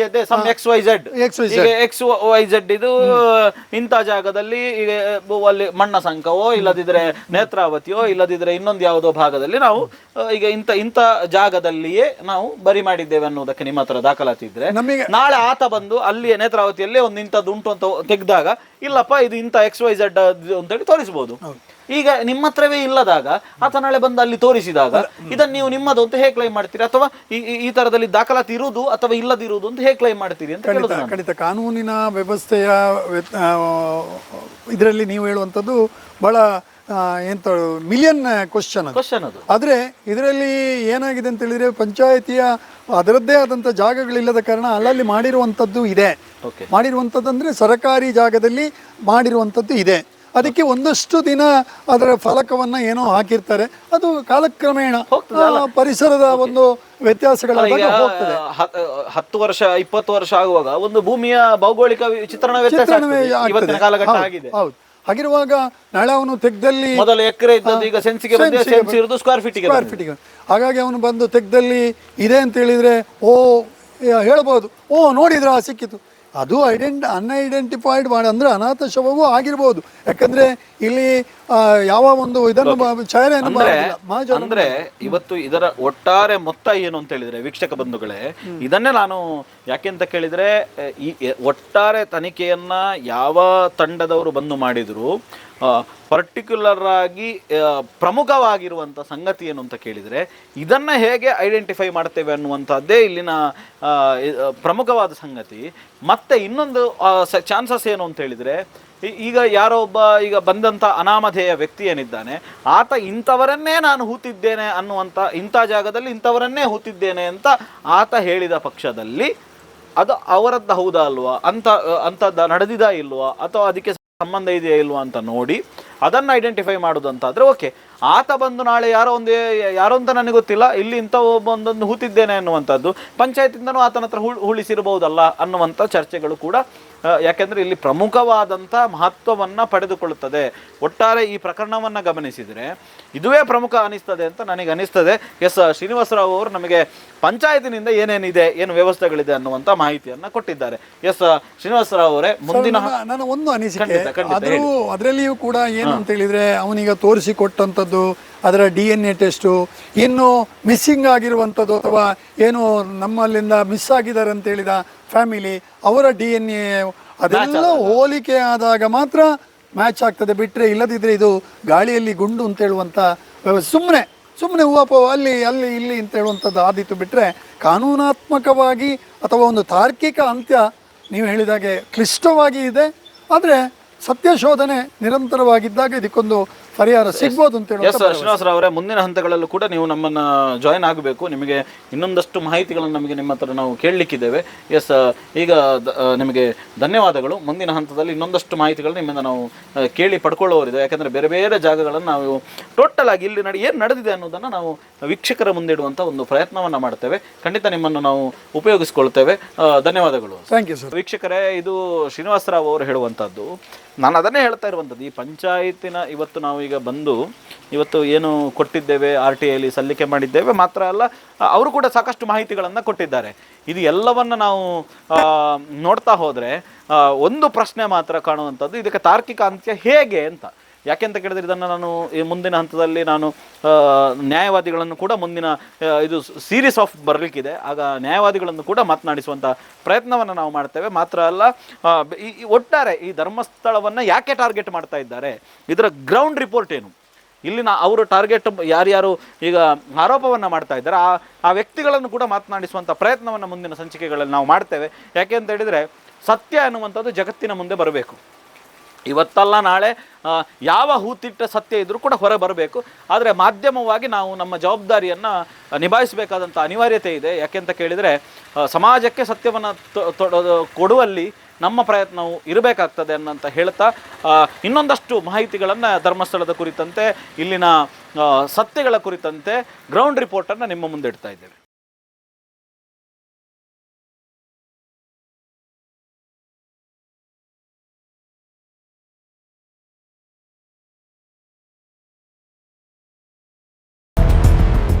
ವೀಕ್ಷಕರೇ ನಮಸ್ಕಾರ. ನಾನಾಗಲೇ ಅನೇಕ ವಿಚಾರಗಳನ್ನು ಧರ್ಮಸ್ಥಳದ ಕುರಿತಂತೆ ನಿಮ್ಮ ಮುಂದೆ ಇಡುವಂಥ ಪ್ರಯತ್ನವನ್ನು ಮಾಡ್ತಾ ಇದ್ದೇನೆ. ಧರ್ಮಸ್ಥಳದ ಬೇರೆ ಬೇರೆ ಭಾಗಗಳಿಗೆ ಹೋಗಿ ಅಲ್ಲಿನ ವಾಸ್ತವತೆ ಏನನ್ನುವುದನ್ನು ನಿಮ್ಮ ಮುಂದಿಡುವಂಥ ಕೆಲಸಗಳಾಗ್ತಾ ಇದೆ. ಇವತ್ತು ರಾಷ್ಟ್ರೀಯ ಮಟ್ಟದಲ್ಲಿ ಧರ್ಮಸ್ಥಳದಂಥ ಒಂದು ಕ್ಷೇತ್ರದ ಬಗ್ಗೆ ಇವತ್ತೊಂದು ಅಪಸ್ವರವನ್ನು ಎಬ್ಬಿಸುವಂಥ ಮತ್ತು ಇಲ್ಲಿ ನಡೆದಿದೆ ಅನ್ನಲಾದಂಥ ಅಸಹಜ ಸಾವುಗಳನ್ನು, ಕೊಲೆ ಅಥವಾ ಅದು ಇನ್ಯಾವುದೋ ಕಾರಣಕ್ಕೆ ನಡೆದಿದೆ, ಭೂಮಾಫಿಯಾ ಅನ್ನುವ ರೀತಿಯಲ್ಲಿ ಇವತ್ತು ರಾಷ್ಟ್ರೀಯ ಮಟ್ಟದಲ್ಲಿ ಬಿಂಬಿಸುವಂಥ ಈ ಹೊತ್ತಿನಲ್ಲಿ ನಮ್ಮ ಜೊತೆಗೆ ಒಬ್ಬರಿದ್ದಾರೆ. ಧರ್ಮಸ್ಥಳ ಗ್ರಾಮದಲ್ಲಿ ಇವತ್ತಿನ ಗ್ರಾಮ ಪಂಚಾಯತ್ ನಾವು ಯಾವುದನ್ನು ಕರೀತಾ ಇದ್ದೇವೆ ಅಂತಹ ಮಂಡಲ ಪಂಚಾಯತ್ ಯಾವಾಗ ಆರಂಭ ಆಯಿತು ಅಂದರೆ 87ನ ಆ ಕಾಲಘಟ್ಟದಲ್ಲಿ, ಆ ಕಾಲಘಟ್ಟದಿಂದ ನಂತರ ಮೊದಲ ಅಧ್ಯಕ್ಷರಾಗಿ, ಅದರ ಮೊದಲ ಪ್ರಧಾನರು ಅಂತ ಕರಿತಾ ಇದ್ರು ಆಗ, ಮಂಡಲ ಪ್ರಧಾನರು ಅಂತ. ಆ ಮಂಡಲ ಪ್ರಧಾನರಾಗಿದ್ದಂಥ ಸುಂದರಗೌಡರು ನಮ್ಮ ಜೊತೆಗಿದ್ದಾರೆ. ಸುಂದರಗೌಡರ ಹತ್ರ ಅಂದಿನ ಸ್ಥಿತಿಗತಿಗಳೇನು, ಹಾಗೆ ಯಾವ ರೀತಿಯಾಗಿತ್ತು, ಬನ್ನಿ ಮಾತಾಡ್ಸೋಣ. ಗೌಡ್ರೆ ನಮಸ್ಕಾರ. ನಮಸ್ತೆ. ಹೇಗಿದ್ದೀರಿ? ಆರಾಮ. ತಾವು ಇಲ್ಲಿನ ಬಹುಶಃ ಮೊದಲ ಗ್ರಾಮ ಪಂಚಾಯತ್ ಅಥವಾ ಮೊದಲ ಪಂಚಾಯತ್, ಮಂಡಲ ಪಂಚಾಯತ್ ಅದರ ಪ್ರಧಾನ ಅಂದರೆ ಅಧ್ಯಕ್ಷ ಆಗಿದ್ದಂತ. ಹೌದು. ಇವತ್ತು ಧರ್ಮಸ್ಥಳ ಗ್ರಾಮದ ಬಗ್ಗೆ ಒಂದು ದೊಡ್ಡ ಒಂದು ಅಪಸ್ವರ, ಒಂದು ಕಳಂಕ ಅಂತಾನೆ ಹೇಳ್ಬೋದು ಅನ್ನುವ ರೀತಿಯಲ್ಲಿ ಇವತ್ತು ಎದ್ದಿದೆ. ಹೌದು. ಇಲ್ಲಿ ಅಸಹಜ ಸಾವುಗಳು, ನೇತ್ರಾವತಿಯಲ್ಲಿ ಹೆಣಗಳು ತೇಲಿ ಹೋಗುವಂಥದ್ದಂತೆ, ಈ ಥರದ ಮಾತುಗಳನ್ನೆಲ್ಲ ಕೇಳುತ್ತಾ ಇದ್ದೇವೆ. ಯಾರೋ ಒಬ್ಬ ವ್ಯಕ್ತಿ ಬಂದಿದ್ದಾನೆ, ಆ ವ್ಯಕ್ತಿ ಬಂದು ಇಲ್ಲಿ ಈ ಸುಮಾರು ಬುರುಡೆಗಳನ್ನು ನಾನು ಹೂತಿಟ್ಟಿದ್ದೇನೆ, ಬುರುಡೆಗಳನ್ನು ಹೊರತೆಗಿತೇನೆ, ಮಾತ್ರ ಅಲ್ಲ ಒಂದು ಬುರುಡೆಯನ್ನು ಹಿಡ್ಕೊಂಡು ಕೋರ್ಟಿಗೆ ಬಂದಿದ್ದಾನೆ. ಹೌದು. ಇಲ್ಲಿ ಸಾಕಷ್ಟು ಹೆಣ್ಣು ಮಕ್ಕಳ ಅತ್ಯಾಚಾರ ಆಗಿದೆ, ಅವರನ್ನೆಲ್ಲ ಹೂತಿಟ್ಟಿದ್ದೇವೆ ಅನ್ನುವಂಥ ಒಂದು ಅಪವಾದ ಮತ್ತು ಒಂದು ಅಪಸ್ವರ ಕೇಳ್ತಾ ಉಂಟು. ಏನು ಹೇಳ್ತೀವಿ ಇದರ ಬಗ್ಗೆ? ನನ್ನ ಅನುಭವದಲ್ಲಿ ಅತ್ಯಾಚಾರಗಳು ಅಥವಾ ಮರ್ಡರ್, ಈ ಕೊಲೆಗಳೆಲ್ಲ ನನ್ನ ಅನುಭವದಲ್ಲಿ ಅಂಥದ್ದು ಆಗಲಿಲ್ಲ. ಅದು ಖಂಡಿತ. ನಾನು ಸಾಧಾರಣ ಇವತ್ತು ನಾನು ಮಂಡಲ ಪ್ರಧಾನ 35 ವರ್ಷ ಪ್ರಾಯದಲ್ಲಿ ಆಗಿದ್ದೇನೆ, 87 ವರ್ಷದಲ್ಲಿ, 87ನೇ ಇಸ್ವಿಯಲ್ಲಿ. ಇವತ್ತು ನನಗೆ 72 ವರ್ಷ ಪ್ರಾಯ. ಇವತ್ತಿನವರೆಗೆ ಇಲ್ಲಿ ಇದನ್ನು ನಾನು ನೋಡ್ತಾ ಬರ್ತಾ ಇದ್ದೇನೆ. ಯಾವುದೇ ಒಂದು ಮರ್ಡರ್ ಅಥವಾ ಅತ್ಯಾಚಾರಗಳು ಆದದ್ದನ್ನು ನನ್ನ ಗಮನಕ್ಕೂ ಬರಲಿಲ್ಲ, ನನ್ನದನ್ನು ತಿಳಿಯಲೂ ಇಲ್ಲ, ಅಂಥದ್ದು ಆಗಲಿಲ್ಲ ನನ್ನ ಒಂದು ಅನುಭವದಲ್ಲಿ. ಮತ್ತು ಕೆಲವೆಲ್ಲ ಆಗಿರ್ಬೋದು. ಯಾವುದು ಅಂತ ಹೇಳಿದರೆ ಜಿಗುಪ್ಸೆ ಬಂದು ಜೀವನದಲ್ಲಿ ಇಲ್ಲಿ ಬಂದು ನೇತ್ರಾವತಿ ನದಿಯಲ್ಲಿ ಬಂದು ಸತ್ತರೆ ನನಗೆ ಮೋಕ್ಷ. ಈಗ ಎಷ್ಟು 400 ಚಿಲ್ಲರ ಅಸಹಜ ಸಾವುಗಳು, 400 ಅಂತ ಅದರಲ್ಲಿ 49 ಅನ್ಐಡೆಂಟಿಫೈಡ್ ಬಾಡಿ, ಯಾವ ಲೆಕ್ಕಗಳು ಅಂತ ಹೇಳಲಿಕ್ಕೆ ನನಗೆ ಆಗೋದಿಲ್ಲ. ಅಷ್ಟು ಲೆಕ್ಕವನ್ನು ಇಟ್ಟುಕೊಳ್ಳಿಕ್ಕೆ ನಾವೊಂದು ಪಂಚಾಯತ್ ಆಡಳಿತ ನಾನೊಂದು 5 ವರ್ಷದಲ್ಲಿ ನಾನು ಮಾಡಿದ್ದೇನೆ. ಆ ನಂತರದ ಪಂಚಾಯತ್ಗಳನ್ನು ನೋಡಿದ್ದೇನೆ. ಈ 400-500 ಅದರಲ್ಲಿ ಇರಲಿಕ್ಕೂ ಇಲ್ಲ. ಅಸಹಜ ಸಾವು ಅಂತಲ್ಲ, ಒಂದು ಲೆಕ್ಕ ಇರ್ಬೋದು, ಅದು ಪಂಚಾಯತಿನಲ್ಲಿ ಅಥವಾ ಪೊಲೀಸ್ ಸ್ಟೇಷನ್ಗಳಲ್ಲಿ ಎಷ್ಟು ಅಂತ ಹೇಳುವಂಥದ್ದು ಒಂದು ಲೆಕ್ಕ ಇರ್ಬೋದು. ಮತ್ತು 400 ಅಸಹಜ ಸಾವು, ಸಾವಿರಾರು ಅದೆಲ್ಲ ಸುಳ್ಳು. ಅದನ್ನು ಯಾರು ಒಪ್ಪುವಂಥದ್ದಲ್ಲ. ಜನರು ಇವತ್ತೊಂದು ಇದನ್ನು ಬಿಂಬಿಸಲಿಕ್ಕೆ ಬೇಕಾಗಿ ಅವರ ಒಂದು ಸ್ವಾರ್ಥವನ್ನು ಏನಾದರೂ ಲಾಭವೋ ಮತ್ತೊಂದು ಏನು ಅದರಲ್ಲಿ ಏನು ಪಡ್ಕೊಳ್ತಾರೆ ಅಂತ ಗೊತ್ತಿಲ್ಲ. ಓಕೆ, ಅದಕ್ಕೆ ಬೇಕಾಗಿ ಹೇಳ್ಬೋದು ಹೊರತು ಅಂಥದ್ದು ಖಂಡಿತ ಇಲ್ಲಿ ನಡೀಲಿಲ್ಲ. ಜೀವನದಲ್ಲಿ ಜಿಗುಪ್ಸೆ ಬಂದು ನಾನು ಕೆಲವು ನೋಡ್ತಾ ಇದ್ದೇನೆ ಧರ್ಮಸ್ಥಳದಲ್ಲಿ ಅಥವಾ ನೇತ್ರಾವತಿಯಲ್ಲಿ. ನಾನು ಕೂಡ ಒಂದು ಸಾಮಾನ್ಯ, ನನಗೆ ಬಹಳ ಸಂಪರ್ಕ ನೇತ್ರಾವತಿ ಸ್ನಾನಘಟ್ಟದ್ದು. ನಾನು ದಿನಾಲು ಮೇಲೆ ಹೋಗೋದು ಅಂತ ಉಂಟು. ಯಾವಾಗ ಒಂದು 50 ವರ್ಷದಲ್ಲಿ ಇಲ್ಲಿಂದ ನಮ್ಮೊಂದು ಫ್ರೆಂಡ್ ಇದ್ದರೆ ಅಲ್ಲಿ ಅಲ್ಲಿ ಒಂದು ಹೋಟ್ಲು, ಅಲ್ಲಿಗೆಲ್ಲ ಹೋಗೋದು, ಅಲ್ಲಿ ಫ್ರೆಂಡ್ಗಳ ಹತ್ರ ಹೋಗಿ ಮಾತಾಡೋದು. ಒಂದು 50 ವರ್ಷದಲ್ಲಿ ಒಂದು ದಿನ ಬಿಡದೆ ಹೋಗಿದ್ದೇನೆ ನಾನು. ಅಲ್ಲಿ ನಾನು ನೋಡ್ತಾ ಇದ್ದೇನೆ ಇಂಥದ್ದು ಮರ್ಡರ್ ಅಂತ ಹೇಳುವಂಥದ್ದು ನಮ್ಮ ಗಮನಕ್ಕೆ ಬರಲಿಲ್ಲ. ಅಥವಾ ಅತ್ಯಾಚಾರ ಆಗಿ ಏನಾದರೂ ಕೊಲೆ ಆಗಿದೆ, ತಗೊಂಡೋಗಿ ನದಿಗೆ ಹಾಕಿದ್ದಾರೆ ಅಂತ ಹೇಳುವಂಥದ್ದನ್ನು ನಾನು ನೋಡಲೂ ಇಲ್ಲ. ಅಂಥದ್ದು ಗಮನಕ್ಕೂ ಬರಲಿಲ್ಲ. ಓಕೆ, ಇಂಥದ್ದು ಎಷ್ಟೋ ಆಗಿದೆ. ಯಾವುದು ಹಗ್ಗ ತಗೊಳ್ಳೋದು, ಅಥವಾ ಎಲ್ಲಿಯಾದರೂ ರಸ್ತೆ ಬದಿಯಲ್ಲಿ ಬಸ್ ಸ್ಟ್ಯಾಂಡ್ಗಳಲ್ಲಿ ಬಿದ್ದು ಸಾಯುವುದು, ನದಿಯಲ್ಲಿ ಬಿದ್ದು ಸಾಯುವುದು, ಅದನ್ನು ನಾನು ತುಂಬ ನೋಡಿದ್ದೇನೆ. ಅದನ್ನು ಏನಾದರೂ ವ್ಯವಸ್ಥೆ ಆಗಬೇಕಲ್ಲ ಅವಾಗ ಇಲ್ಲಿ. ಅಲ್ಲ, ಹಾಗೆ ಯಾವ ರೀತಿ ಇತ್ತು, ಯಾವ ಸಿಸ್ಟಮ್ ಇತ್ತು ಇಲ್ಲಿ? ಸ್ಮಶಾನ ಇತ್ತ ಹೇಗೆ? ಅವಾಗ ನೋಡಿ, ಸ್ಮಶಾನ ನಾವು ಸಾಮಾನ್ಯ 87ಕ್ಕೆ ನಮ್ಮ ಮಂಡಲ ಪಂಚಾಯತ್ ಅಸ್ತಿತ್ವಕ್ಕೆ ಬಂದದ್ದು. 90, 92, 91ನೇ ಇಸ್ವಿಯಲ್ಲಿ ಅಲ್ಲ 2006ರಲ್ಲಿ ಅದು. ಮತ್ತೆ ಅವಾಗ ಸ್ಮಶಾನ ಇಲ್ಲ ಅಂತ ಹೇಳುವಂಥದ್ದು ನಮ್ಮ ಗಮನಕ್ಕೆ ಬಂತು. ಸ್ಮಶಾನ ಒಂದು ಆಗಬೇಕಂತ ಬಾಯಿತು. ಸಾಮಾನ್ಯ 92ರಲ್ಲಿ ನಾವೊಂದು ಜಾಗವನ್ನು ಕಾದಿರಿಸಿದ್ದೇವೆ. ಕಾದಿರಿಸಿ ನಾವು, ಇದು ನನಗೆ ಸರಿ ನೆನಪುಂಟು. ಯಾವಂತ ಹೇಳಿದರೆ, ತಹಸೀಲ್ದಾರರ ಗಮನಕ್ಕೆ ಇದು ಅರ್ಜಿ ಹಾಕಿ ನಾವು ಧರ್ಮಸ್ಥಳದ ಒಂದು ಸ್ಮಶಾನ ಆಗಬೇಕು, ಇಂಥಲ್ಲಿ ಜಾಗ ಉಂಟು, ಸರ್ವೆ ನಂಬರ್ ಎಲ್ಲಿ ಉಂಟು ಅಂತೇಳಿ ನಮಗೆ ಗೊತ್ತು ಮಾಡಬೇಕು ಅಂತ ಹೇಳಿ ನಾವು ಅರ್ಜಿ ಹಾಕಿದೆವು. ಅವರು ಬಂದು ಜಾಗವನ್ನೆಲ್ಲ ನೋಡಿ ಒಂದು ಸ್ಥಳವನ್ನು ತೋರಿಸಿದರು, ಇಂಥಲ್ಲಿ ಉಂಟು ಅಂತ ಹೇಳಿದರು.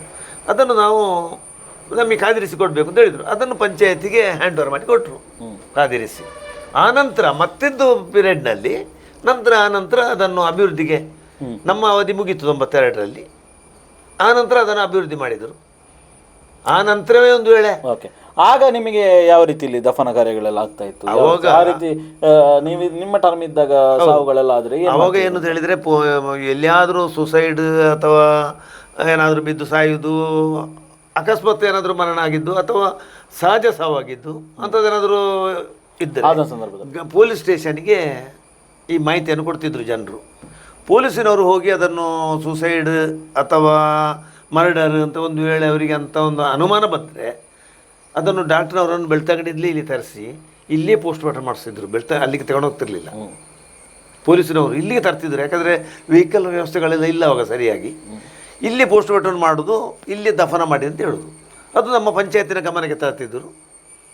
ಪಂಚಾಯತಿನವರು ನಾವು ಯಾರನ್ನಾದರೂ ಅಲ್ಲಿದ್ದವರನ್ನು ಹುಡುಕಿ ಏನಾದರೂ ಮಾಡು ಮಾರೆ ಅದನ್ನೊಂದು ಹೋಗಿಬೇಕಲ್ಲ ಅಂತ ಹೇಳೋದು. ನಾವು ನಿರ್ದಿಷ್ಟ ಜನರು ಪರ್ಮನೆಂಟ್ ಅಂತ ಯಾರಿಲ್ಲ, ಕಸ ಗುಡಿಸೋರು ಅಥವಾ ಯಾರಾದರೂ ಇರ್ತಿದ್ರು, ಅವ್ರ ಹತ್ರ ಮಾಡ್ತಿತ್ತು. ಒಂದು 50ರಿಂದ 100, 150 ರೂಪಾಯಿವರೆಗೆ ನನಗೆ ಸರಿ ನೆನಪು ಬರೋದಿಲ್ಲ ಈಗ. ಅಷ್ಟು ನಾವು ಪಂಚಾಯತಿಯಿಂದ ಬಿಲ್ ಮಾಡಿ ಕೊಡ್ತಿದ್ದೇವೆ ಅವರಿಗೆ. ಅವ್ರು ಮಾಡ್ತಿದ್ರು ಕೆಲವು. ಓಕೆ ಓಕೆ ಅದೇ ಯಾವಾಗ ಅದು 50, 100 ಅಂತ ಹೇಳಿದರೆ ದೊಡ್ಡ ಹಣವೇ, ಅದು ದೊಡ್ಡ ಹಣ. ಆ ರೀತಿ ಒಂದು ವ್ಯವಸ್ಥೆ ಆಗ್ತಾ ಇತ್ತು. ಅದು ಅಲ್ಲಲ್ಲಿ ಎಲ್ಲಿ ವ್ಯವಸ್ಥೆ ಒಳ್ಳೇದುಂಟು, ಅಂದ್ರೆ ನಿರ್ದಿಷ್ಟ ಜಾಗದಲ್ಲಿ ದಫನ ಆಗ್ತಿರ್ಲಿಲ್ಲ. ಇಲ್ಲ. ಹಾಗಾಗಿ ಇಲ್ಲಿ ಬೇರೆ ಬೇರೆ ಕಡೆಗಳಲ್ಲಿ ನಿರ್ದಿಷ್ಟ ಅಂತ ಜಾಗವೇ ಇಲ್ಲ. ಹಾಗಾಗಿ ಇಲ್ಲಿ ಧರ್ಮಸ್ಥಳ ಸುತ್ತಮುತ್ತ ಬೇರೆ ಬೇರೆ ಕಡೆಗಳಲ್ಲಿ ದಫನ ಮಾಡ್ತಿದ್ರು. ದಫನ ಅಂದ್ರೆ ಎಲ್ಲೆಲ್ಲಿ ತಗೊಂಡೋಗಿ ಮಾಡ್ತಿರ್ಲಿಲ್ಲ. ಎಲ್ಲಿ ಸುಸೈಡ್ ಆಯ್ತು, ಎಲ್ಲಿ ಬಾಡಿ ಸಿಕ್ಕಿತ್ತು, ಅದಕ್ಕೆ ಹತ್ತಿರ ಇರುವ ಜಾಗದಲ್ಲಿ ಎಲ್ಲಿ ಅನುಕೂಲ ಎಲ್ಲಿ ಉಂಟು ಅಲ್ಲಿ ಮಾಡ್ತಿದ್ರು. ಓಕೆ. ಮತ್ತೆ ಈಗ ಇನ್ನೊಂದು ಸಹಜವಾಗಿ, ಈಗ ತಾವು ಅಲ್ಲಿಂದ ಇದ್ದೀರಿ, ಎಷ್ಟು ವರ್ಷದಿಂದ ಇಲ್ಲಿ ಇದ್ದೀರಿ, ಸಹಜವಾಗಿ ಇಲ್ಲಿನ ಬಗ್ಗೆ ಕೇಳ್ತಾ ಹೋದಾಗ ವೀರೇಂದ್ರ ಹೆಗಡೆಯವರ ಬಗ್ಗೆ, ಅವರ ಸೋದರರ, ಅದರಲ್ಲೂ ಪ್ರಧಾನವಾಗಿ ಹರ್ಷೇಂದ್ರ ಕುಮಾರ್ ಅವರ ಬಗ್ಗೆ ಸಾಕಷ್ಟು ಆರೋಪಗಳಿದೆ. ಇಲ್ಲಿನ ಭೂಮಿಯನ್ನು ಕಬಳಿಸಿದರು, ಇಲ್ಲಿ ಆ ಕಾಲದಲ್ಲಿ ಅವರು ಏನು ಲ್ಯಾಂಡ್ ಲಾರ್ಡ್ಗಳ ರೀತಿಯಲ್ಲಿ ವರ್ತನೆ ಮಾಡ್ತಿದ್ರು, ಎಲ್ಲರಿಗೆ ಸ್ವಲ್ಪ ಸಮಸ್ಯೆ ಎಲ್ಲ ಮಾಡಿದ್ದಾರೆ ಅನ್ನುವಂಥ ಆರೋಪಗಳನ್ನು ಮಾಡ್ತಾ ಇದ್ದಾರೆ. ಈಗ ಬೇರೆ ಬೇರೆ ರೀತಿಯಲ್ಲಿ ಮಾಡ್ತಾ ಇದ್ದಾರೆ. ತಾವು ಕಂಡ ಹಾಗೆ ಇಂಥದ್ದೆಲ್ಲ ಆಗಿದೆ ಇಲ್ಲಿ, ಹೇಗೆ ಏನು ಅಂತ, ಹೇಗೆ ವೀರೇಂದ್ರ ಹೆಗಡೆ ಅವರು ಹೇಗೆ, ಹರ್ಷೇಂದ್ರ ಹೆಗಡೆ ಅವರು ಹೇಗೆ ಜನ ಅಂತ? ವೀರೇಂದ್ರ ಹೆಗಡೆಯವರು ಅವರೊಂದು ದೇವತಾ ವೃಕ್ಷ. ಅದರ ಬಗ್ಗೆ ಎರಡು ಹೇಳಲಿಕ್ಕಿಲ್ಲ. ಹರ್ಷೇಂದ್ರರು ಬಾಯಲ್ಲಿ ಮಾತ್ರ ಸ್ವಲ್ಪ ರಫ್, ಹೃದಯ ಒಳ್ಳೆಯದು. ಈಗ ನಾನು ತಿಳಿದದ್ರಲ್ಲಿ ಹೃದಯ ಒಳ್ಳೆಯ ಮನುಷ್ಯ. ಮತ್ತು ಅವರು ಸ್ವಲ್ಪ ಕೆಲವೆಲ್ಲ ಜೋರು ಅಂತ ಹೇಳ್ತಾರೆ. ಯಾರಿಗೆ ಅಂತ ಹೇಳಿದರೆ ಹೊರಗಿನವರಿಗೆ ರಫ್ ಅಲ್ಲ ಅವರು. ಅಲ್ಲಿಯ ಒಳಗಿನ ಒಂದು ಸಂಸ್ಥೆಗೆ ಅವರ ಸ್ಟಾಪ್ಗಳಿಗೆಲ್ಲ ಸ್ವಲ್ಪ ಜೋರು ಅಂತ ಕಾಣ್ತಿತ್ತು. ಈಗ ನಾನು ಭಾಳ ಹತ್ತಿರದ ಒಡನಾಡಿಯಾಗಿದ್ದೆ ಅವರಲ್ಲಿ. ಅಂಥದ್ದು ಯಾವುದೇ ಗುಣ ಅವರಲ್ಲಿಲ್ಲ. ಏನಿದ್ದರೂ ಇದು ನೇರ ಇದರಲ್ಲಿ ಒಳ್ಳೆ ಮನಸ್ಸಿನಲ್ಲಿ ಮಾತಾಡ್ತಾರೆ. ಹೀಗೀಗೆ ಆಯಿತು, ಏನಾಯಿತು, ಏನಾಗಬೇಕು ಅಂತ. ಕೆಲಸದವರು ಅಂತ ಹೇಳಿದರೆ ಅಷ್ಟು ಸಾವಿರಗಟ್ಟಲೆ ಜನರು ಕೆಲಸ ಮಾಡುವಾಗ ಅವರನ್ನೊಂದು ಕಂಟ್ರೋಲ್ ಮಾಡಬೇಕಾದ್ರೆ ನಾವು ನೀವು ಮಾತಾಡಿದಾಗೆ ಅವರಲ್ಲಿ ಮಾತಾಡಿದರೆ ಕೆಲಸ ಆ ಸಂಸ್ಥೆಯನ್ನು ನಡೆಸಲಿಕ್ಕೆ ಸಾಧ್ಯ ಇಲ್ಲ. ಆ ಸಂಸ್ಥೆಯನ್ನು ನಡೆಸಬೇಕಾದ್ರೆ ಸ್ವಲ್ಪ ಸ್ಟ್ರಿಕ್ಟ್ ಬೇಕು. ಎಲ್ಲರೂ ಒಂದೇ ಥರ ಇರೋದಿಲ್ಲ ಸಿಬ್ಬಂದಿಗಳು. ಕರೆಕ್ಟ್. ಎಲ್ಲ ಸಿಬ್ಬಂದಿಗಳು ಒಂದೇ ಥರ ಇದ್ದರೆ ಅವರು ಕೂಡ ಹಾಗೆ ಇದ್ದರೆ ನಡ್ಕೊಂಡು ಹೋಗ್ತದೆ. ಹಾಗೆ ಇರ್ತದ. ಇವತ್ತಲ್ಲ ಹೋಗಲು ಆಗಿ ಇವತ್ತಿಗೂ ಆಗಿ ಆ ಸಿಬ್ಬಂದಿಗಳು ಒಳ್ಳೆ ಇದರಲ್ಲಿ ಇರೋದಿಲ್ಲ. ಅವರನ್ನು ಎಲ್ಲಿ ಇಡಬೇಕು ಅಲ್ಲಿ ಇಟ್ಟರೆ ಮಾತ್ರ ಕೆಲಸ ಆಗ್ತದೆ. ಅವರಿಗೆ ಮಾತ್ರ ಸ್ವಲ್ಪ ಸ್ಟ್ರಿಕ್ಟ್, ಸ್ವಲ್ಪ ಜೋರು ಅಂತ. ಈಗ ಹೊರತು ಬೇರೆ ಹೊರಗಿನವರಿಗೆ ನಿಜವಾಗಿ ಅಂಥದ್ದನ್ನು ನಾನು ನೋಡಲೇ ಇಲ್ಲ, ಅಂಥದ್ದನ್ನು ಗ್ರಹಿಸಲೂ ಇಲ್ಲ, ಅಂಥದ್ದು ಆಗಲೂ ಇಲ್ಲ. ಅಲ್ಲ, ಅವರೇ ಸ್ವತಃ ಜೀಪಿನಲ್ಲಿ ಹೋಗಿ ಜಾಗಗಳಿಗೆಲ್ಲ ಬೇಲಿ ಹಾಕಿಸ್ತಾ ಇದ್ರು. ಅವರು ಸ್ವತಃ ಇದು ಆಕ್ಸಿಡೆಂಟ್ ಮಾಡ್ಲಿಕ್ಕೆ ಹೇಳ್ತಾ ಇದ್ರು, ಕೊಲೆ ಮಾಡಿಸ್ತಾ ಇದ್ರು. 100ಕ್ಕೆ ಈ ಥರ ಎಲ್ಲ ಅವರ ಮೇಲೆ ಇದೆ. 100ಕ್ಕೆ 100 ಸುಳ್ಳು ಅದು. ಹರ್ಷೇಂದ್ರರು ವೆಹಿಕಲ್ನಲ್ಲಿ ಹೋಗುವಾಗ ಇನ್ನೊಬ್ಬನಿಗೆ ತಾಗಿಸ್ಲಿಕ್ಕೆ ಹೋದರು, ಅಥವಾ ಅವರು ನಿಂತು ಹೋಗಿ ಬೇಲಿ ಹಾಕಿದರು, ಬೆಂಕಿ ಕೊಟ್ಟರು. ಅಂಥದ್ದು 100ಕ್ಕೆ 100 ಸುಳ್ಳು. ಅಂಥದ್ದು ನಡೆಯಲಿಲ್ಲ. ಅಲ್ಲ, ಈಗ ನೀವು ಇಲ್ಲಿ ನಿಮಗೆ ಜಾಗ ಉಂಟು, ಇಲ್ಲಿ ತೋಟ ಉಂಟು, ನಿಮಗೆ ಕೃಷಿ ಉಂಟು, ನೀವು ಮಾಡಿಕೊಂಡು ಬದುಕಿ ಬರ್ತಾ ಇದ್ದೀರಿ. ಎಷ್ಟೋ ವರ್ಷದಿಂದ ಇಲ್ಲಿ ಇದ್ದೀರಿ. ಹೌದು. ನಿಮ್ಮ ಹತ್ರ ಏನಾದರೂ ಬಿಡಬೇಕು, ಜಾಗ ಕೊಡಬೇಕು? ಇಲ್ಲಪ್ಪ, ಅಂಥದ್ದೇನು ಅವರ ಗಮನದಿಂದ ನಮ್ಮ ಗಮನಕ್ಕೆ ಬರಲಿಲ್ಲ. ಅಲ್ಲ, ಬೇರೆ ಇಲ್ಲಿ ಯಾರಿಗಾದ್ರೂ ಹೇಳಿದ್ದ ಆ ಥರ ಬಿಟ್ಟು ಹೋಗಬೇಕು ಅಂತ? ಅಲ್ಲ, ಅಂಥದ್ದು ಇಲ್ಲ. ನೋಡಿ, ಅಲ್ಲಿ ಈ ಭೂಮಿಗೆ ಸಂಬಂಧಪಟ್ಟದ್ದನ್ನು ವ್ಯವಹಾರ ನೋಡಿಕೊಳ್ಳುವವರು ಇದ್ದಾರೆ, ಅವರ ಕೈ ಕೆಳಗಿದ್ದವರು. ಅವರು ಹೇಳಿಯೋ ಅವರು ಹೇಳದೆಯೋ ಹೋಗಿ ಜಾಗ ಕೊಡ್ತೀರಾ, ನೀವು ಕೊಡೋದಿದ್ರೆ ನಮ್ಮ ಕ್ಷೇತ್ರಕ್ಕೆ ಬೇಕು ಅಂತ ಕೇಳಿರ್ಬೋದು. ಅವರು ಕೇಳಿದ್ದನ್ನು ಅವರು ಕೇಳಿ ವ್ಯವಹಾರ ಮಾಡಿರ್ಬೋದು, ಹೊರತು ಬಲಾತ್ಕಾರ ಮಾಡಿ ಅಂಥದ್ದು ಮಾಡಿದ್ದು ನನ್ನ ಗಮನಕ್ಕೆ ಬರಲಿಲ್ಲ. ಎಲ್ಲೂ ಇಲ್ಲ. ಇಲ್ಲ ಇಲ್ಲ ಇಲ್ಲ ಬಲಾತ್ಕಾರ ಮಾಡಿದ್ದು ಗೊತ್ತು. ಕರಾರುವಕ್ಕಾಗಿ ಹೇಳಿ. ಖಂಡಿತ ಖಂಡಿತ ಖಂಡಿತ. ಓಕೆ. ಇನ್ನೊಂದು ಪ್ರಮುಖವಾದ ಸಂಗತಿ, ಈ ಕ್ಷೇತ್ರದ ಇವತ್ತು ಕೋಟ್ಯಾಂತರ ಮಂದಿಗೆ ಧರ್ಮಸ್ಥಳ ಅಂತ ಹೇಳಿದರೆ ಒಂದು ನಂಬಿಕೆ. ಹೌದು. ಕೋಟ್ಯಾಂತರ ಜನಕ್ಕೆ ಧರ್ಮಸ್ಥಳ ಅಂತ ಹೇಳಿದರೆ ಒಂದು ಉದ್ಯೋಗದ ಕೇಂದ್ರ. ಲಕ್ಷಾಂತರ ಮಂದಿಗೆ ಧರ್ಮಸ್ಥಳ ಅಂತ ಹೇಳಿದರೆ ಶಿಕ್ಷಣ ಪಡೆಯುವಂಥ ಕೇಂದ್ರ. ಹೌದು. ಇನ್ನು ಸಾವಿರಾರು ಮಂದಿಗೆ ಧರ್ಮಸ್ಥಳ ಏನು ಅಂತ ಕೇಳಿದರೆ ಅದು ಬೇರೆ ಬೇರೆ ರೀತಿಯಲ್ಲಿ ಅವರ ಬದುಕಿಗೆ ಒಂದು ಉಪಕಾರಿಯಾಗಿರುವಂಥ ಕ್ಷೇತ್ರ. ಇವತ್ತು ಇಂಥ ಕ್ಷೇತ್ರದ ಬಗ್ಗೆ ಹೀಗೆ ಮಾತಾಡ್ತಾ ಇದ್ದಾರೆ. ಹೌದು. ಇಂಥ ಒಂದು ಆರೋಪಗಳು ಬರ್ತಾ ಇದೆ. ಯಾಕೆ ಈ ಥರ ಮಾತಾಡ್ತಾ ಇದ್ದಾರೆ, ಯಾಕೆ ಬರ್ತಿದೆ ಅಂತ ನಮಗೆ ಅನಿಸ್ತದೆ? ಇದು ಈಗ ನಮ್ಮ ತಾಲೂಕಿನಲ್ಲಿ ಮಾತ್ರ ಅಲ್ಲ, ಜಿಲ್ಲೆಯಲ್ಲಿ ಅಥವಾ ರಾಜ್ಯದಲ್ಲಿ, ಅಂತಾರಾಷ್ಟ್ರೀಯದಲ್ಲಿಯೂ ಸಮೇತ ಈಗ ಇದೆಲ್ಲ ಆರೋಪಗಳು, ಅಪಪ್ರಚಾರಗಳು ಬರ್ತಾ ಇದೆ. ಇವತ್ತು ನಾನು ತಿಳಿದದರಲ್ಲಿ ಹಣ ಮಾಡುವಂಥ ಒಂದು ದಂಧೆ